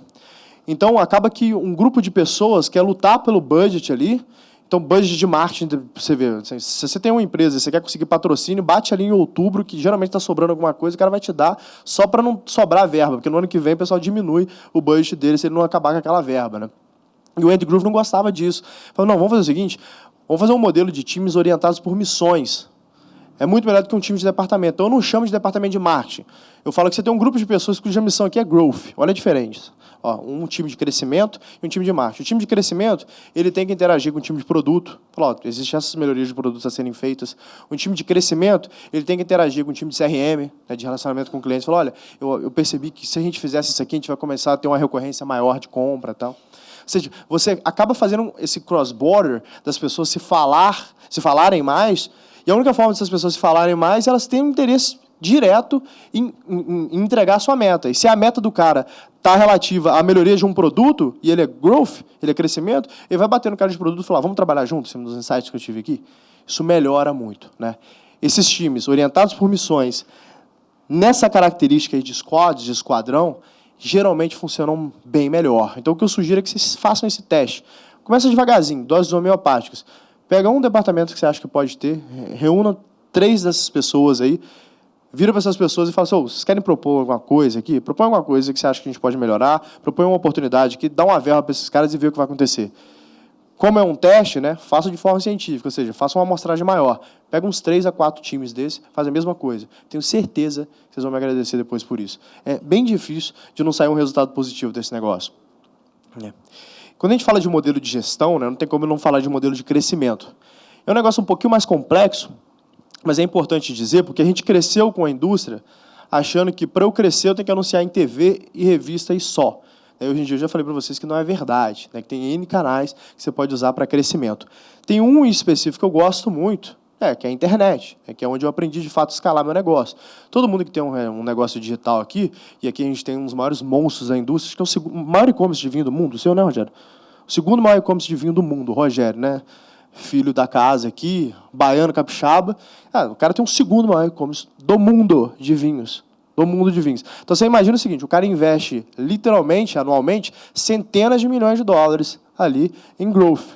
Esse cara só consegue fazer isso se ele criar uma máquina de crescimento ali e usar bastante growth hacking. Agora, o principal desse conceito é o seguinte, ele analisa um número ali em específico, que é o tal do CAC sobre LTV. Que é a razão, é um delta, é a razão entre o custo de aquisição e o quanto que aquele cliente traz de dinheiro para o negócio dele. Porque, imagina, como é que ele vai investir centenas de milhões de dólares ali todos os anos se ele não tiver uma fórmulazinha meio que pronta? Então, é mais um negócio aí que tem nome difícil, né, mas que é bem simples. Assim, né? Então, você tem o tal do CAC, né, o Customer Acquisition Cost, que é a soma de tudo que você investiu em um grupo de pessoas. Então, eu investi R$100 para adquirir 100 pessoas, meu CAC é R$1. Pronto, esse é o CAC. O LTV, é o tal do Lifetime Value, é a soma de tudo que esse cara que nasceu naquela sua base, naquele determinado período, te trouxe, usando. Então, esse cara nasceu lá em janeiro, e ele ficou até o outro janeiro, e depois parou de comprar com você. Toda vez que ele compra, ele te dá R$1. Né? Então, esse cara fez R$12 de LTV. Você te retornou ali 12 vezes depois que você comprou, depois que ele nasceu na sua base. Por que a gente sabe desse número? Por que ele é importante para a gente? No meu mercado, que é o marketplace de serviço, a gente tem uma fórmula. Os unicórnios, as empresas que valem mais de $1 bilhão, geralmente, eles fazem o delta de CAC sobre LTV, o resultado do CAC sobre LTV, 3, em mais ou menos 24 meses. Ou seja, em 6 meses, eu preciso entregar um CAC sobre LTV 1. Que aí eu estou pagando o investimento que eu fiz naquele grupo de pessoas. A gente está falando de um volume muito grande, né? Vamos pensar de EasyTaxi aí, fazendo 18 milhões de corridas por mês, né, durante a nossa gestão. Um volume muito grande, isso é maravilhoso, você recuperar esse investimento em 6 meses. Esse racional vale para a gente na internet, vale para mim, vale para o Rogério, mas vale para a indústria também. Né? Porque, assim, muitas vezes, às vezes você vai falar assim, eu vou anunciar em TV. Quanto que custou anúncio em TV? Dezenas de milhões de reais. Quantos desses caras que você adquiriu de novo na sua base, ou que viraram teu cliente, vieram pelo anúncio de TV? Muitas vezes a gente não metrifica isso. Os caras te entregam, o mídia da agência lá te entrega uma conta de impacto, mas impacto não paga quanto? Eu quero saber quanto o cara trouxe de dinheiro. Então, toda ação que a gente faz nos meus negócios, a gente tem uma forma de metrificar o retorno dessa ação. Se eu não consigo metrificar o retorno dessa ação, eu não faço. Eu não consigo ver valor nisso. Mas é o branding. Branding é legal, mas não paga a conta. Eu preciso saber o que traz de retorno. É óbvio, quer dizer que eu não tenho que fazer branding? Tem que fazer branding. Mas você tem que, no mínimo, conseguir estimar o CAC desse negócio. Porque quem não metrifica, não gerencia. Você precisa metrificar. Você precisa ter um acompanhamento disso. E o tal do growth hacking, né, a palavra que está na moda, né, são formas criativas de crescer, o cara ele usa geralmente um software ali, e usa bastante de análise de dados para poder unificar essas informações e saber qual é o melhor canal de investimento. Vou dar um exemplo para vocês aqui, né, lá na Singu. A gente estava fazendo Google AdWords, que é aqueles anúncios que você faz quando você digita alguma coisa no Google, aparece uma pesquisa primeiro lá, você paga por que troço, né? Estava fazendo isso aí, estava fazendo Facebook, né, aqueles anúncios que aparecem no Facebook, e Instagram. E aí a gente começou a fazer uns negócios, que é pegar essas influências, essas blogueiras de Instagram, e começar a dar um voucher para essas meninas, para elas falarem de Singu. Falou, faz um aí com Singu, é legal. Então, dava um voucher para ela, usa meu voucher aí. A gente foi metrificar esse troço. Aí, geralmente, o que as pessoas fazem, né? Vamos aí, geralmente não. O que 10% das pessoas talvez fazem nesse mercado? Eles, pelo menos, fazem o CAC. Ah, tá me custando tanto. Mas o CAC não quer dizer muita coisa. Porque, vamos aí, né? Se me custou R$50 para adquirir um usuário, mas esse usuário me trouxe R$150, está ótimo. O negócio está bom. Cada R$1 que eu investi me trouxe 3 em um curto período de tempo, está bom. Né? Se o CAC me custou R$1.000, mas o cara me trouxe R$50 mil, está ótimo. Não tem problema que custou R$1.000. Né? Então, é por isso que é importante eu ver o CAC sobre LTV. E o CAC sobre LTV ele me dá um número, né, que é o quanto que esse cara me trouxe de receita versus quanto que ele custou. Quando eu analiso ali, por exemplo, o Google AdWords, eu não lembro os números específicos, mas mais ou menos a ordem de grandeza era o seguinte: o Google AdWords é bom pra caramba, me deu um CAC mega baixo. Aí eu fui ver o LTV do Google AdWords, era horrível. O grupo que nasceu daquele canal não tinha o hábito de voltar por algum motivo no mesmo período que o grupo que nasceu do Instagram estava voltando. Então, o CAC do Instagram foi 2 vezes o CAC do AdWords, mas o LTV dele foi 6 vezes maior. Eu falei, bom, realmente, o Instagram é muito melhor do que o Google Ads. Eu vou pausar a campanha de Google Ads, vou focar muito mais em Instagram. E aí, depois, quando eu fui analisar o CAC sobre a LTV das blogueiras, ele era, 5 vezes maior overall do que simplesmente um anúncio no Instagram. Eu falei, cara, meu principal canal de aquisição, então, vai ser voucher com blogueiras. Ou seja, a gente teve uma maneira científica de descobrir qual que é o meu melhor canal de growth, sabe? Não é chute. Como é que a gente faz esse troço? Né? Vou fazer um disclaimer aqui, né? A gente trouxe lá um cara do MIT, que eu acho que é um dos maiores gênios da nossa geração. Esse cara, ele formou no MIT com 19 anos, ele formou em 2 anos, que geralmente se forma em 4 ou 5, né? Em 2 anos ele formou no MIT, foi múltiplas vezes campeão mundial de matemática e física. É um brasileiro, assim. Ficou até famoso na época. Trouxe ele e falei, cara, eu preciso de um cientista tocando marketing na empresa. Aí o cara gostou pra caramba da proposta, sabia nada de marketing, em 6 meses estava sabendo mais que todo mundo que eu conheço. E hoje ele toca esse processo. É um processo científico. Então, um conselho que eu dou para vocês, assim, no teu departamento de marketing, que deveria ser de crescimento, bota engenheiro. Marketing não é feito para marqueteiro, não é feito para comunicação hoje em dia. Tá? Marketing é tarefa de engenheiro, de metrificação. É igual tradar em bolsa. Deveria ter engenheiro tocando isso lá. Pelo menos é a forma como a gente faz, o topo da Fortune 500 faz também. E aí, quando a gente fala de escala, né, a gente fala de crescimento, a gente não pode deixar de falar de escala. Muita gente me pergunta, como que você levou a EasyTax para 35 países tão rápido? Né? A gente pegou a primeira tranche de investimento ali no final do ano de 2012, e aí, 2 anos e meio depois, a gente já estava em 35 países. Né? A gente criou meio que uma formulazinha para escalar esse negócio, né? Que a gente checava as leis e regulamentações desses países, a gente analisava aquele mercado, definia os KPIs, e aí que estava importante, né? Um KPI, mais um nome bonitinho, coisa simples, né? Indicadores chaves, Key Position Indicators. A gente colocava um stop loss ali da operação. A gente falou, cara, vamos abrir tudo. A gente chegou a abrir muito mais que 35, né? 35 é o que ficou aberto.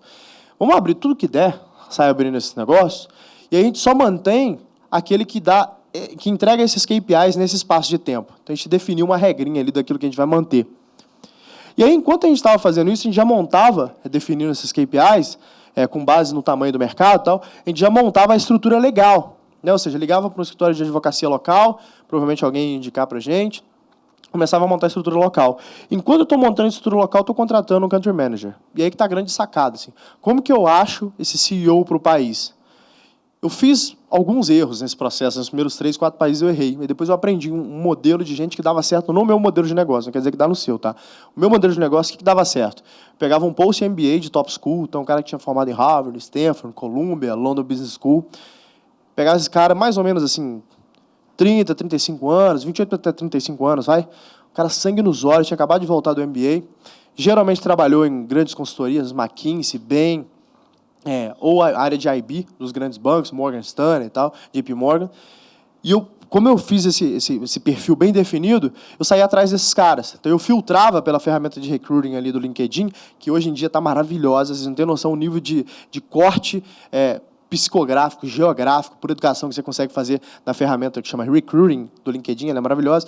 Na época eu fazia esse negócio na mão mesmo, montava uma planilhona lá com os caras que eu queria e ficava buscando. O pessoal que trabalhou na BEM, deixa eu ver quem tem MBA aqui, aí filtrava quem tem MBA, puta, deixa eu ver onde que esses caras fizeram MBA, filtrava aquele troço ali, tinha um bando de estagiário me ajudando a fazer isso, fazia uma lista de gente que eu queria falar.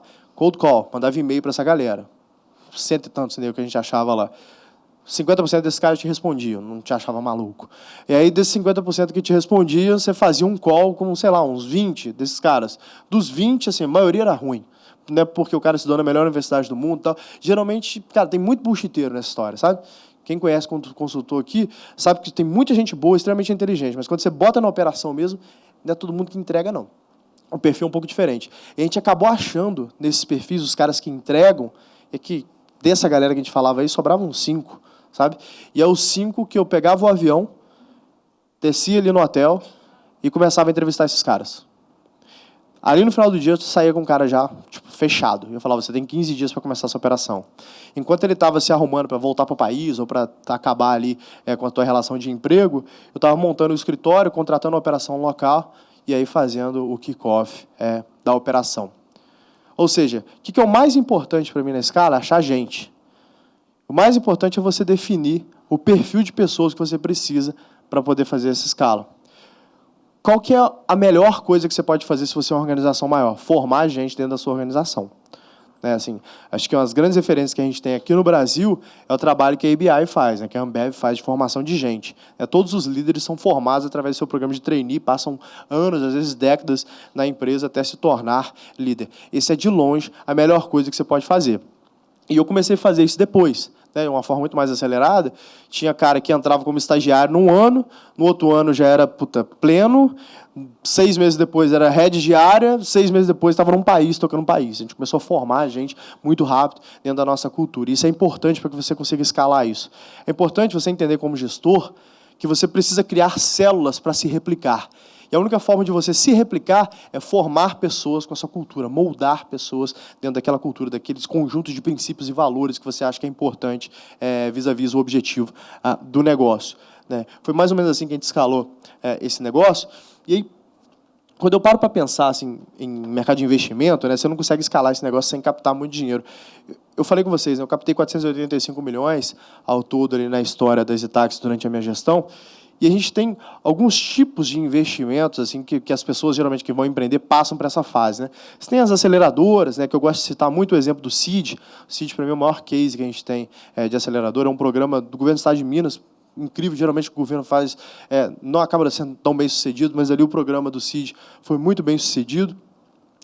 É um programa onde você tem um grupo de pessoas para dar suporte para o empreendedor, que consegue a primeira rodada de funding junto com o empreendedor, que consegue ajudar esse empreendedor a trabalhar melhor suas dificuldades, consegue ajudar esse empreendedor a se preparar. Aí depois você tem a figura do investidor anjo, que está começando a crescer hoje no Brasil, principalmente na figura dos family offices, aqueles fundos familiares que cansaram de ganhar dinheiro em real estate e agora estão diversificando um pouco mais a carteira. Os grandes fundos familiares do Brasil já viram isso que eu estou falando para vocês hoje, de investir em VC. Eles viram que tem muita grana ali, eles viram que eles perderam a chance de investir em grandes negócios que já foram liquidados e agora eles estão entrando forte nisso. E a figura do anjo, é bom destacar, o anjo é o grande fomentador de inovação no país. Ele é o cara que cria a ponte entre a ideia e a inovação disruptiva. É muito importante para um ecossistema que haja anjos, é importante para o país que hajam anjos que vão fomentar, são os grandes messias ali do mercado. Depois a gente vai para o tal do Equity Crowdfunding, que a CVM está regulando esse negócio. Você pode vender participação do seu negócio publicamente sem ser listado. A gente tem essa forma de financiamento. O Seed Capital, que é aquele ticket ali que vai de 500 até mais ou menos 2, 3 milhões de reais, que é o chamado Seed Capital. Os Family Offices, por si só, que também atuam como investidores, mas agora estão fazendo uma ponte entre o Seed Capital e a fase do Venture Capital, que são os tickets maiores. Aqueles tickets de acima de $1 milhão, então acima de 3 milhões de reais, quase 4 milhões de reais, onde você vai falar com esses Venture Capitals. É importante destacar que tem muito pouco Venture Capital no Brasil. Então, de fato, não existem tantos produtos, e para o empreendedor isso é muito ruim, porque ele não tem aonde recorrer a capital. Ele tem 3 nomes que ele pode chegar ali. E esse negócio de Venture Capital desenvolve muito a economia local, porque se você tem um ecossistema bem formado em um determinado estado, por exemplo, e o empreendedor vê que ele tem acesso a financiamento daquele determinado estado, você consegue mudar a forma como aquele estado funciona. Eu vou dar um exemplo para vocês, Santa Catarina. Florianópolis hoje é uma das grandes referências de inovações do mundo. Eles pegaram aquela ilha ali e transformaram em uma década simplesmente criando um ecossistema de inovação ali dentro. né? Você tem casos de M&As ali de centenas de milhões de dólares de empresas que nasceram ali há 5 anos atrás. Geração de emprego. Olha o peixe urbano, tirou o escritório de São Paulo e do Rio e levou simplesmente para Florianópolis por causa de uma isenção fiscal e porque tem um ecossistema. Esse ecossistema ele é composto por acesso a capital, acesso à educação e você ter um Estado menos faminto. Um Estado que talvez dê uma concessão ali para aquelas empresas, principalmente que estão iniciando, que queiram gerar emprego, queiram levar a inovação ali. Esse ecossistema ele só se sustenta se tiver a figura do investidor anjo, se tiver a figura do venture capital e a figura das casas de investimento, dos fundos de investimento fazendo o seed capital. O case de Florianópolis, assim, se eu fosse algum dia presidente desse país, a primeira coisa que eu ia fazer é colocar o ministro de planejamento, o ministro de economia, falar, cara, vai ver o que fizeram em Florianópolis. A gente deveria fazer isso em escala nacional aqui no Brasil. Assim, é incrível como que transformou aquela ilha por causa de investimento em venture capital. E aqui tem um pouco das fases, né, que a gente coloca esses tipos de investimento, né?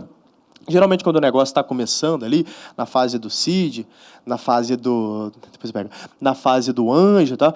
Esses negócios eles são feitos ali de dinheiro, geralmente das famílias, dos amigos, o famoso family and friends, né? Aquele cara que fala, eu tive uma ideia, estou querendo prototipar esse negócio, eu preciso largar meu emprego para tocar esse troço, mas eu não tenho dinheiro para pagar minhas contas, como é que eu faço, né? É muito importante você ter essa figura do family and friends, né, que acredita naquela pessoa, que acredita na ideia e dá aquele primeiro aporte. Porque tem que destacar isso, tá, gente? Investidor não investe em ideia, assim. Meu avô falava um negócio, falava, ideia vale 10 centavos a bacia. Vale nada, né? Que vale a educação. Ele fala, não me vem com ideias. E é verdade. O investidor é a mesma coisa, não quer saber de ideia. Né? Mas o Family and Friends, às vezes o cara está no PPT ali, ele consegue, através da confiança que os amigos e a família têm dele, captar um dinheiro, né? Só para te dar um padrão de comparação, né, com um ecossistema mais desenvolvido, como é os Estados Unidos, tem um amigo meu que captou 40 milhões de dólares no PPT. PPT, valendo quase 150 milhões de dólares. Só tinha uma ideia no PPT. Mas no Brasil, país do rentismo, um país construído para os ricos, não tem jeito disso acontecer. Né? Os juros são muito altos aqui, isso não vai acontecer. Mas a gente começa a fomentar isso dando um pouco mais de acesso, né? Fazendo um anjo, as indústrias fazendo M&A, as empresas alocando parte do seu caixa em VC. Não, o próximo passo é chegar ali em Venture Capital, tem diversas fases nisso, né? A gente fala de Early Adopter, Early Majority, Late Majority, que são essas fases de crescimento da companhia, e cada fase tem um certo tipo de ticket que o pessoal faz até chegar no Later Stage ou no IPO, que é o que o Rogério vai chegar daqui a pouco, do jeito que está indo o negócio. E aí, obviamente, essa que a gente coloca ali de ofertas secundárias é o momento onde as empresas começam a consolidar aquele determinado mercado e começam a comprar aquelas empresas para que elas façam parte do seu grupo de negócios, né? Essas empresas que são compradas, né, que atingiram um patamar de sucesso, elas têm uma característica que a gente vê aqui, que elas são extremamente focadas no uso, né? A gente entendeu há muito tempo, quando a gente fez as contas, que adquirir um usuário geralmente custa 5 vezes mais do que manter esse usuário dentro da plataforma, né? Então, a gente cada vez mais preocupa com a qualidade da entrega. Seja você uma empresa de serviços ou não, você precisa ter uma cabeça de empresa de serviços. Vou te dar um exemplo.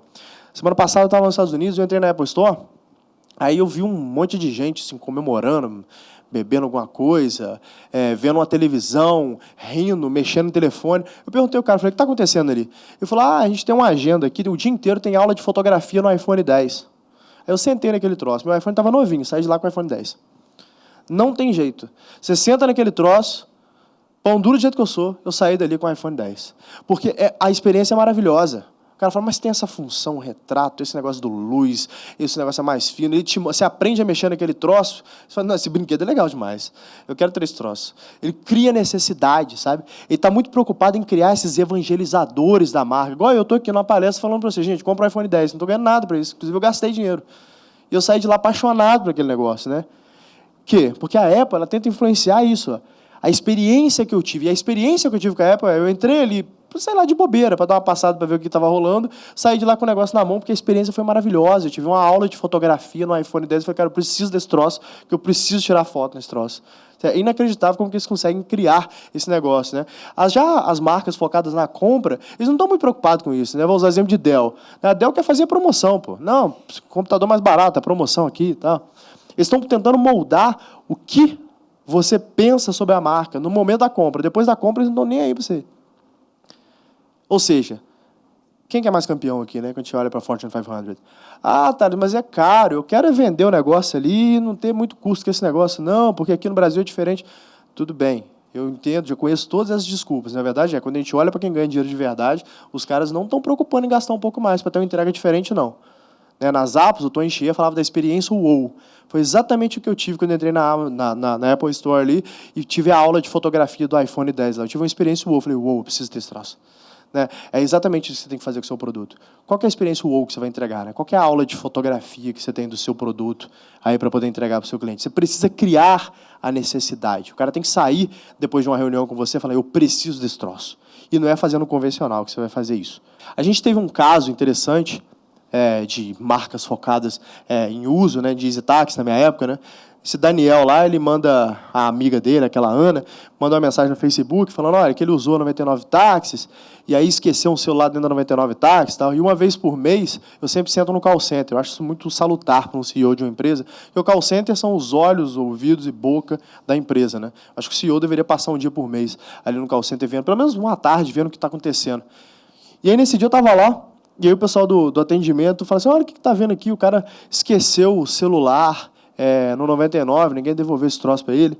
Aí eu virei para a Mel, que trabalha comigo na Singu hoje, me acompanha desde o início da jornada, líder do atendimento, ela falou, Mel, todo mundo está na base aqui, Pega esse cara, acha o celular do cara e devolve o celular pro cara. Achei mega normal isso, sabe?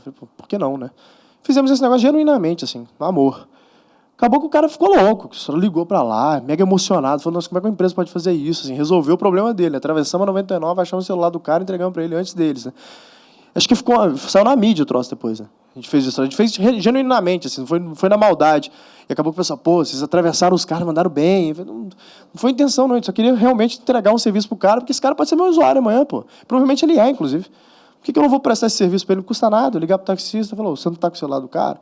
A gente tinha uma operação organizada para isso, a gente fez isso, Esse tipo de coisa vale muito, cara. Esse cara pode ter certeza que, por muito tempo, ele amava a empresa para a gente ter achado o celular dele e entregado para ele. E olha que nem foi com a gente que ele comprou. A gente tem que amar o cliente dos outros também.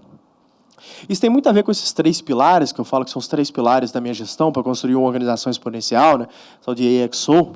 Primeiro, pessoas, acho que é até clichê falar disso. A gente precisa de gente boa. Então, eu gosto muito de falar qual é o perfil de gente boa. Perfil de gente boa, para mim, é gente resiliente, e gente com fome de conhecimento.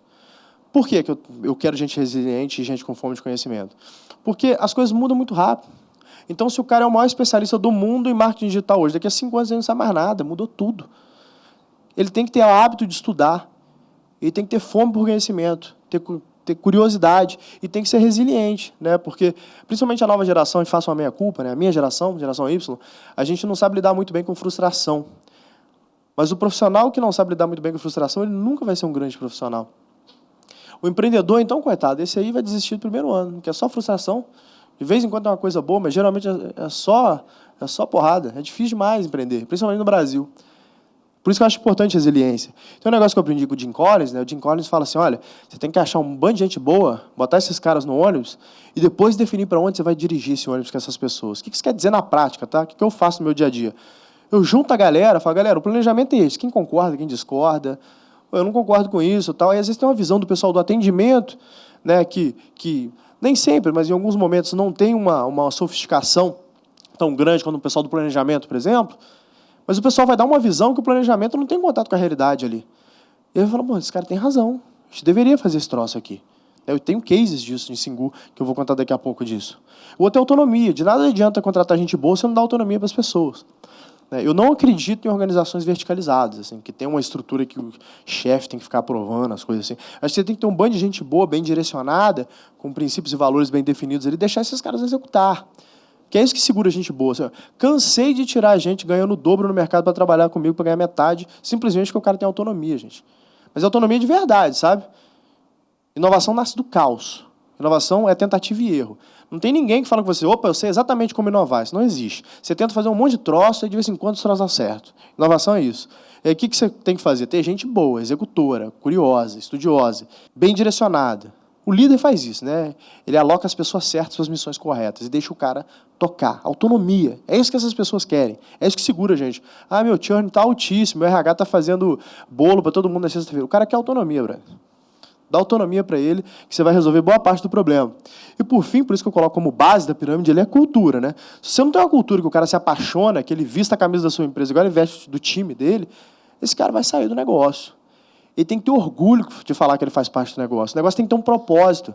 Os negócios sem propósitos não têm espaço mais no mundo de hoje, né? Negócio por negócio não pega talento, porque hoje o talento tem opção. E as pessoas, cada vez mais, estão dando menos valor ao dinheiro. Assim, eu vejo isso. Esse cara do MIT, que eu falei com vocês, por exemplo. O cara estava dando aula, gente, em São José. Um cara desse. Que banco que não quer ter um cara desse na área de research? Que consultoria não quer ter um cara desse? Cara, eu não quero trabalhar com banco, consultoria, não me vejo, eu prefiro dar aula. É um cara que está focado no propósito. Os grandes talentos hoje, eles trabalham por missão. Eles não trabalham por dinheiro, mas é por isso que cultura é tão importante. Quando eu falo de cultura, assim, eu me lembro de um case de Singu, né? A primeira vez que a gente viu uma manicure comprando um carro. A manicure se emocionada, mandando no grupo de manicures lá que comprou um carro. A gente está falando de uma pessoa que alguns meses atrás tinha entrado no nosso processo de recrutamento e relatado para mim que sofria violência doméstica. Eu me lembro que eu virei para essa pessoa e falei assim, por que você não sai desse relacionamento abusivo? Por que você fica nesse troço? Ela vira, me joga um balde de água fria na cara e fala assim, eu vou sair, eu vou para onde? Eu não tenho família, eu tenho 2 filhos, não tenho dinheiro, o que eu vou fazer? Eu fico quieta. Eu falei, nossa, mas que realidade dura que a gente não imagina que isso aconteça, né? E aí ela entra na Singu, começa a trabalhar de segunda a segunda, ganhar R$6.000 por mês, sai de casa, leva os filhos e compra um carro. Olha que virada na vida que ela deu, né? E eu viro isso para o meu time e falo, gente, time, a gente tem uma plataforma meritocrática de ascensão social. Esse é o nosso princípio do nosso negócio, né? A gente precisa trabalhar a questão de empoderamento feminino, mas eu nunca vi textão fazer compra no supermercado. Então a gente tem que dar dinheiro para essas mulheres.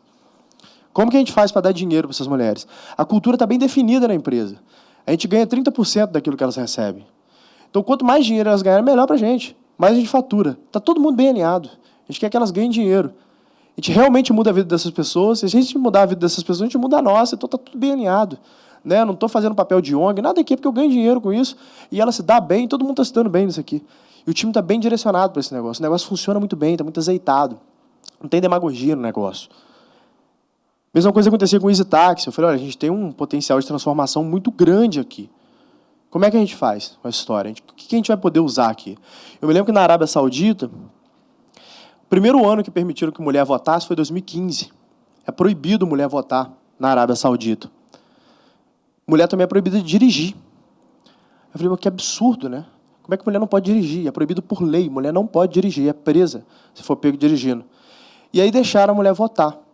Mas deixaram para inglês ver, porque assim, na Arábia Saudita, cara, como se ela fosse daqui a Guarapari para poder chegar no ponto de votação lá e fosse a pé, debaixo de um sol de 50 graus. O verão lá faz 50 graus. Vai como? Votar. O que a gente fez lá? No dia da eleição, a gente solta um voucher de corrida gratuita para todas as mulheres da nossa base. O pessoal vai em massa votar. A gente recebe uma carta oficial lá, do pessoal lá do governo, lá do Principado, pedindo para a gente explicar por que a gente soltou essa promoção, né? Se a gente estava tentando interferir no processo democrático do país. Como bons brasileiros que nós somos, né? Demos aquele belo somebody love, falamos, olha, na eleição, a gente é brasileiro, a gente não tinha noção, a gente fez uma promoção global aí, deu azar de, caraca, a promoção, mais ou menos respondemos isso aí, ficou no disse, né? É óbvio que a gente ia fazer isso, eu sou libertário, eu criei a empresa com esse princípio, que a gente precisa lutar por aquilo que eu acredito, aquilo que o meu time de fato acreditava, tal, por liberdade. A gente não ia aceitar um negócio desse, nunca se a gente tinha o poder de transformar, porque a gente não ia transformar. De novo, o time trabalha por missão. O time estava louco quando a gente fez esse negócio. O time ficou em chamas. E é isso que, de fato, alimenta esses talentos, sabe? Ele tem uma missão, ele tem alguma coisa por lutar. Por fim, gente, para encerrar esse papo nosso, eu falo tal de segredo de inovação, mas eu não gosto de usar esse termo, não. Mas o pessoal da assessoria que achou que eu deveria colocar o tal do segredo da inovação para encerrar o negócio, né? Mas a verdade é o seguinte, o que a gente faz, tá? A gente faz o tal do hackathon.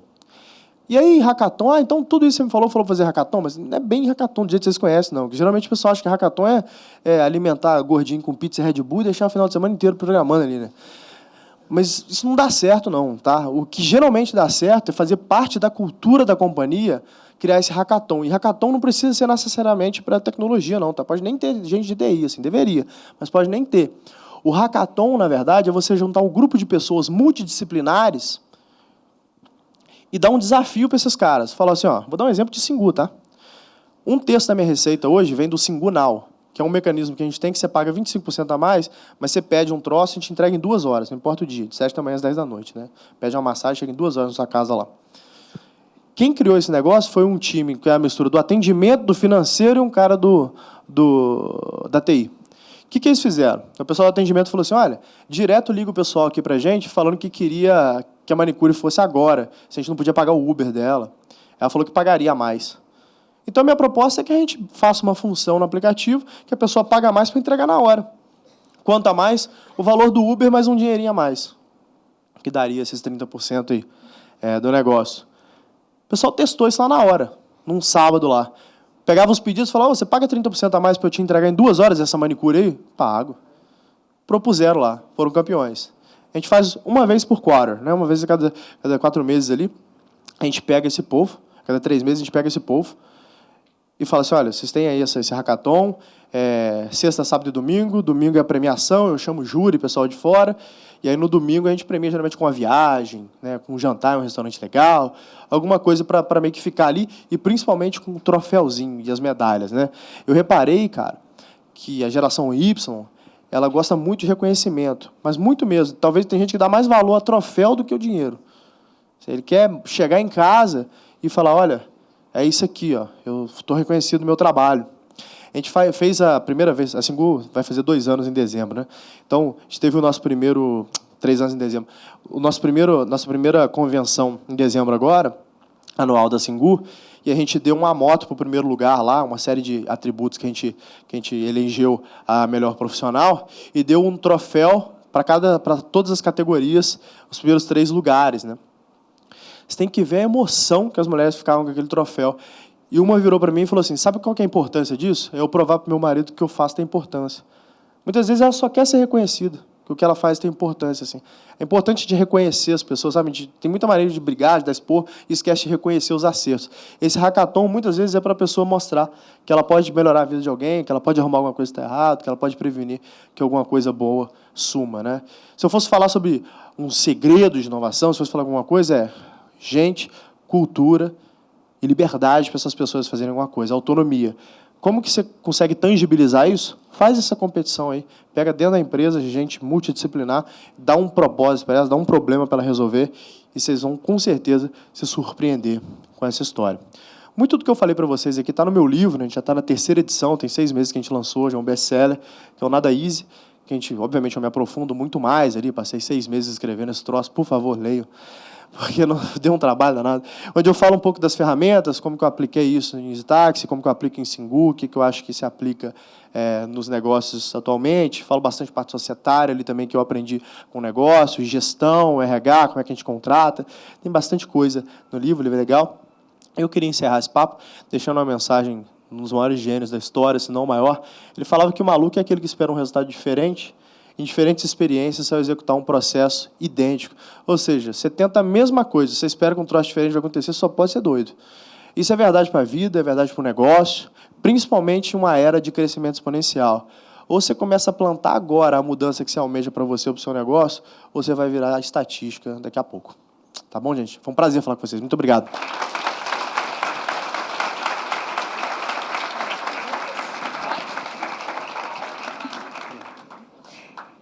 Pedi ao Thales que permanecesse conosco um pouquinho mais para ele responder algumas perguntas. A gente já tem algumas pessoas que solicitaram aqui as perguntas, então. Boa noite, Renzo, do Cindy Jovem.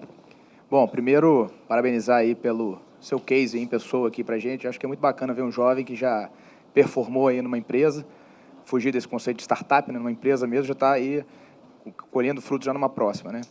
Fazendo uma retrospectiva aí sobre a sua visão, né, falando de inovação de uma forma ampla, você passou aí por colher seed money, por fazer investimento anjo, Series A, Series B. Como é que é a sua visão hoje, quando você vai abordar o tema investimento em empresas exponenciais, hoje e quando era lá no começo do EasyTaxi? O que mudou, o que melhorou, o que piorou, né? Você tem visto são muitos eventos acontecendo, muito mais startup, como é que está isso aí? Olha, o ecossistema ele tem amadurecido, principalmente porque acho que os grandes detentores do capital começaram a perceber que VC é muito mais lucrativo no médio e longo prazo do que fazer aqueles investimentos que a gente tinha como certo, né? Os produtos estruturados e tal. O pessoal acabou diversificando um pouco, ficava só em real estate, agora entendeu que existe uma nova forma de se investir, que pode dar muito dinheiro, que é o venture capital, né? A gente está falando de gente que consegue assim, multiplicar por 20 teu investimento em 3 anos. Né, isso aí é bem plausível, investir se não mais. Né, gente que faz 50x em 3 anos, isso acontece bastante. O que eu vi no ecossistema se amadurecendo ali é que, na verdade, antes a gente não tinha gente suficiente no Brasil, não tinha projetos. Então, os VCs que chegavam aqui falavam, olha, não tem projeto para investir, a gente vai fechar o escritório porque não tem como eu alocar o meu fundo. Hoje já é o contrário, hoje em dia falta VC, tem projeto para caramba. A gente tem uma lista aí de umas 40 empresas, mais ou menos, que eu diria, que estão na porta do IPO daqui nos próximos 3 anos. Aí. Tem um monte de empresa muito boa que a gente que está no mercado aí vê que tem uma oportunidade gigante de fazer um IPO. Ou seja, quem entrou nesse barco há 5 anos atrás, 6 anos atrás, vai colher muito fruto agora nesse negócio. E vai ser uma virada muito importante para o Brasil, porque vai ser a hora que esses investidores vão ter liquidez e você cria mais pessoas dispostas a investir, porque você tem a dor do corno, do cara que não entrou, tem um cara que ganha dinheiro pra caramba, então ele vai querer alocar maior, em vez de ficar alocando 5%, 10% da carteira, ele vai querer alocar mais, entre 25%, 30%, porque ele entendeu que o negócio, de fato, pode ser lucrativo.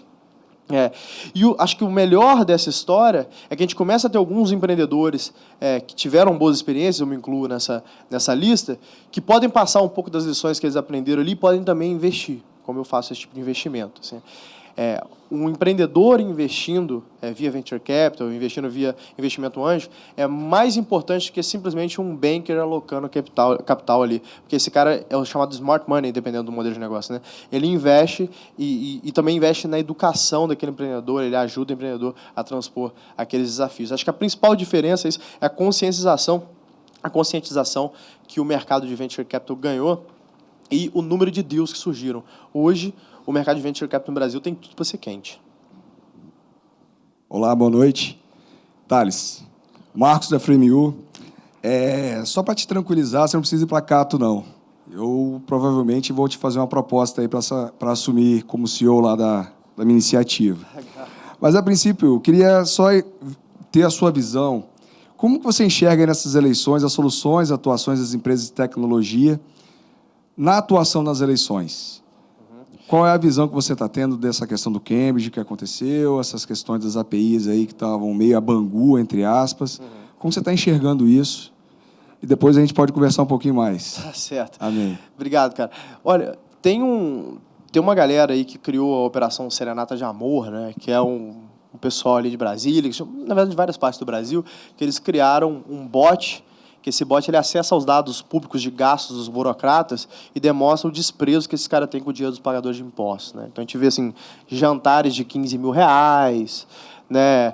Almoços de 20 e tantos mil reais, viagens que o cara leva a delegação inteira dele, ele leva tipo 15 pessoas numa viagem de Brasília, Rio de Janeiro, e fica todo mundo ali no Fazano. Então, Serenata de Amor, acho que está cumprindo uma função muito boa, que o cego é aquele que não quer ver, né? O pior cego. Né? E hoje, quem quer saber em quem está votando é só dar um Google. Né? E acho que o Serenata de Amor contribuiu bastante para isso. Então, eu vejo a tecnologia como um democratizador da informação, né, para você arrancar a máscara desse bando de safado que se transveste de político. Esses caras têm que cair. Né? Os bons têm que ficar. A gente tem uma série de pessoas muito boas na política, mas tem muita gente que está ali simplesmente para mamar o dinheiro do pagador de impostos. A tecnologia vai expor esses caras. Esses safados têm que ir para a cadeia. Eu acho que a Serenata de Amor faz isso. Obrigado.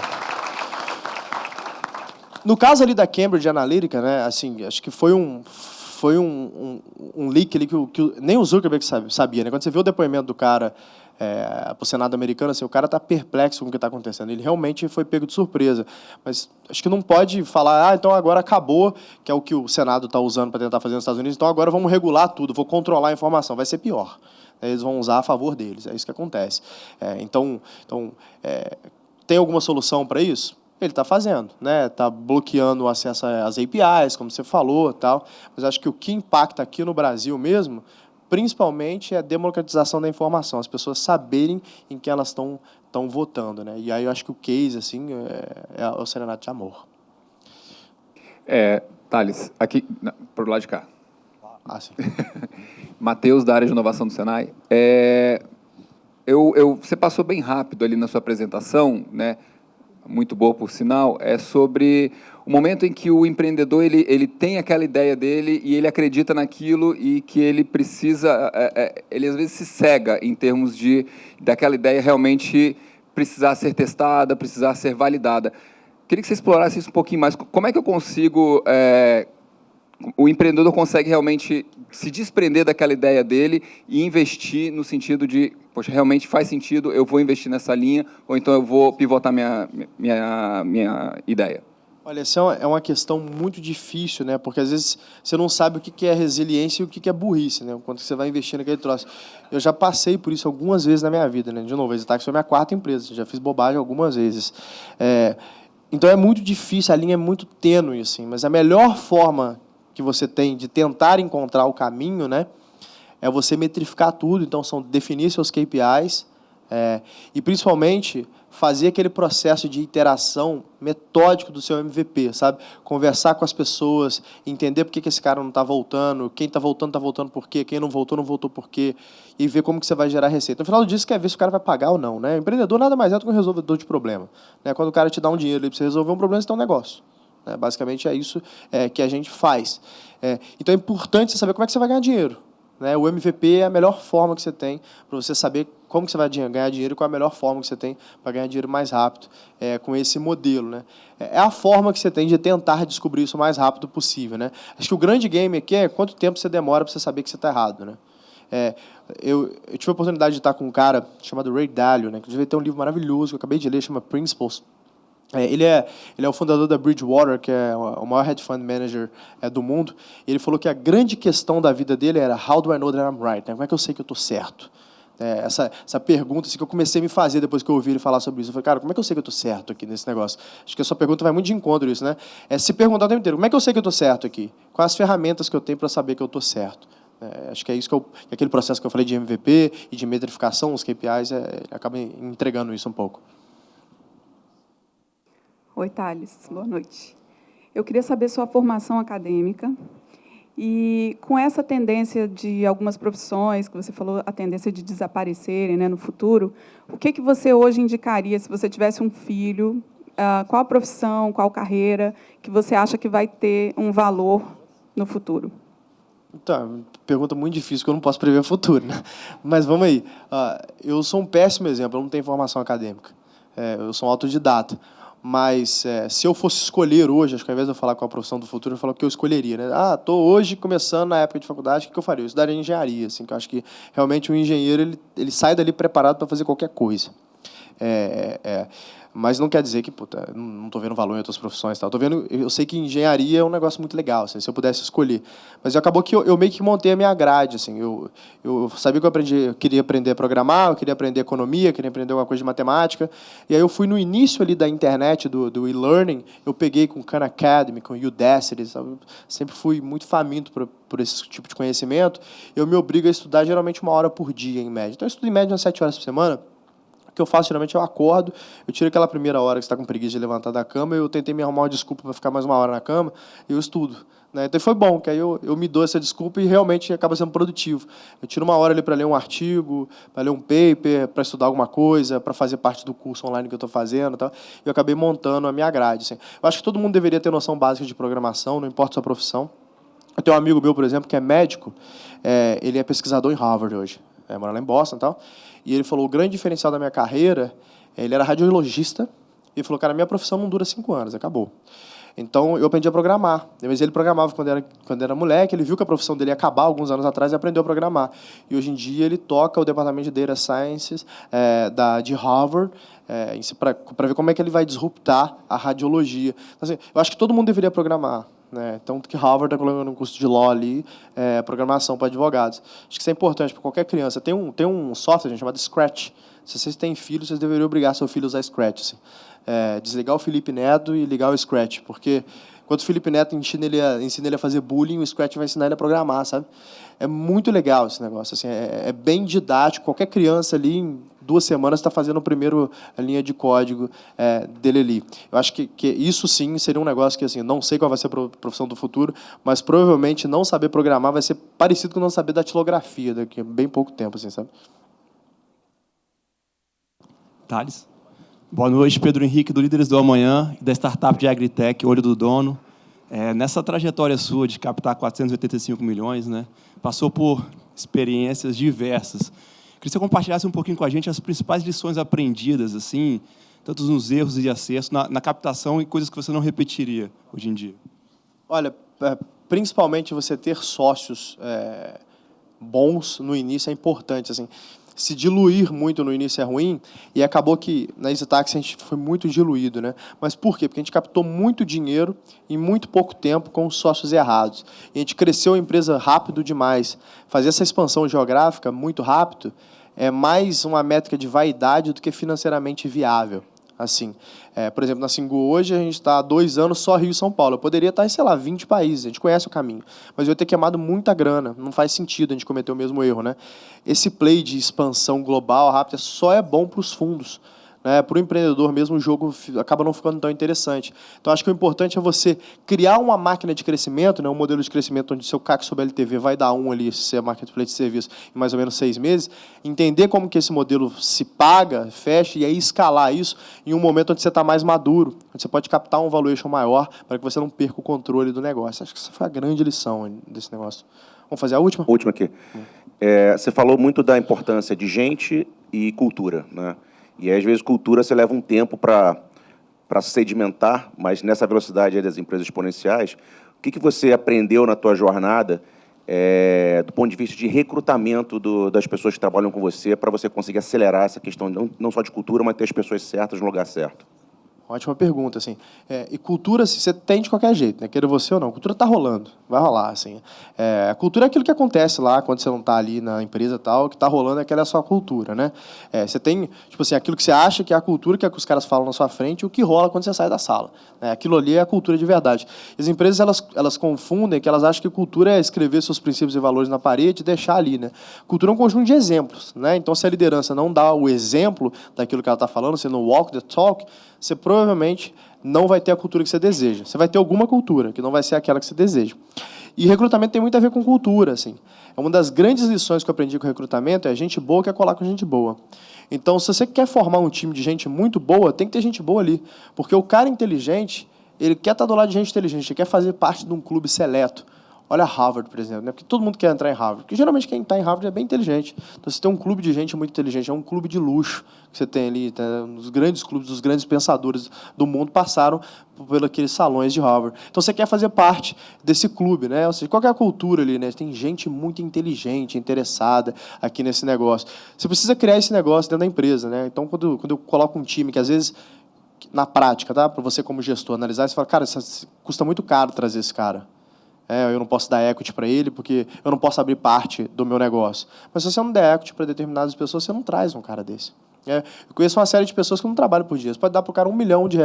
Eu já me ofereceram proposta para ganhar mais de $1 milhão, morar em Nova York, com tudo pago, quando eu tinha vendido a empresa para uma grande empresa brasileira que atua globalmente. Eu neguei a proposta. Eu falei, cara, não é dinheiro que vai resolver minha vida. Já dei uma resolvida aqui, agora o que eu quero é fazer coisas com impacto. Agora, se o cara vira para mim e falar, vou te dar equity relevante no negócio, talvez eu teria pensado diferente. Então é importante a gente ver esse negócio de modelo de equity, no momento de recrutamento. Acho que o grande learning que eu tive ali é juntar gente boa, e para juntar gente extremamente excepcional, mesmo esses outliers, você precisa dar equity para essas pessoas.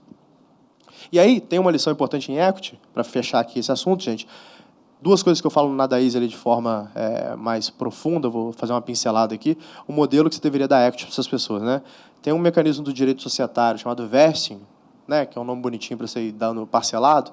Então, você dá esse equity para o cara parcelado, e você pode colocar esse vesting em cima de pontos em específicos, metas que ele tem para entregar, ou tempo. E tem um outro mecanismo do societário chamado cliff, que você tem um período probatório, né? Nome bonitinho para período probatório. Então, eu coloco um cliff de 1 ano e um vesting de 4 anos. Vou dar 10% desse cara, dá 2,5% por ano. Ao final dos 4, esse cara está ali com 10%, e você tem 1 ano para testar esse cara, ou em 1 ano você pode cliffar e mandar ele embora sem direito a nada. É interessante esse tipo de modelo, porque você consegue atrair gente que você não compra com dinheiro. mas você atrai o cara pela missão. Fechado? Foi um prazer falar com vocês, gente. Obrigado. Obrigada, Thales. Em nome do Síndice, muito obrigada pela presença de todos. Tenham uma ótima noite.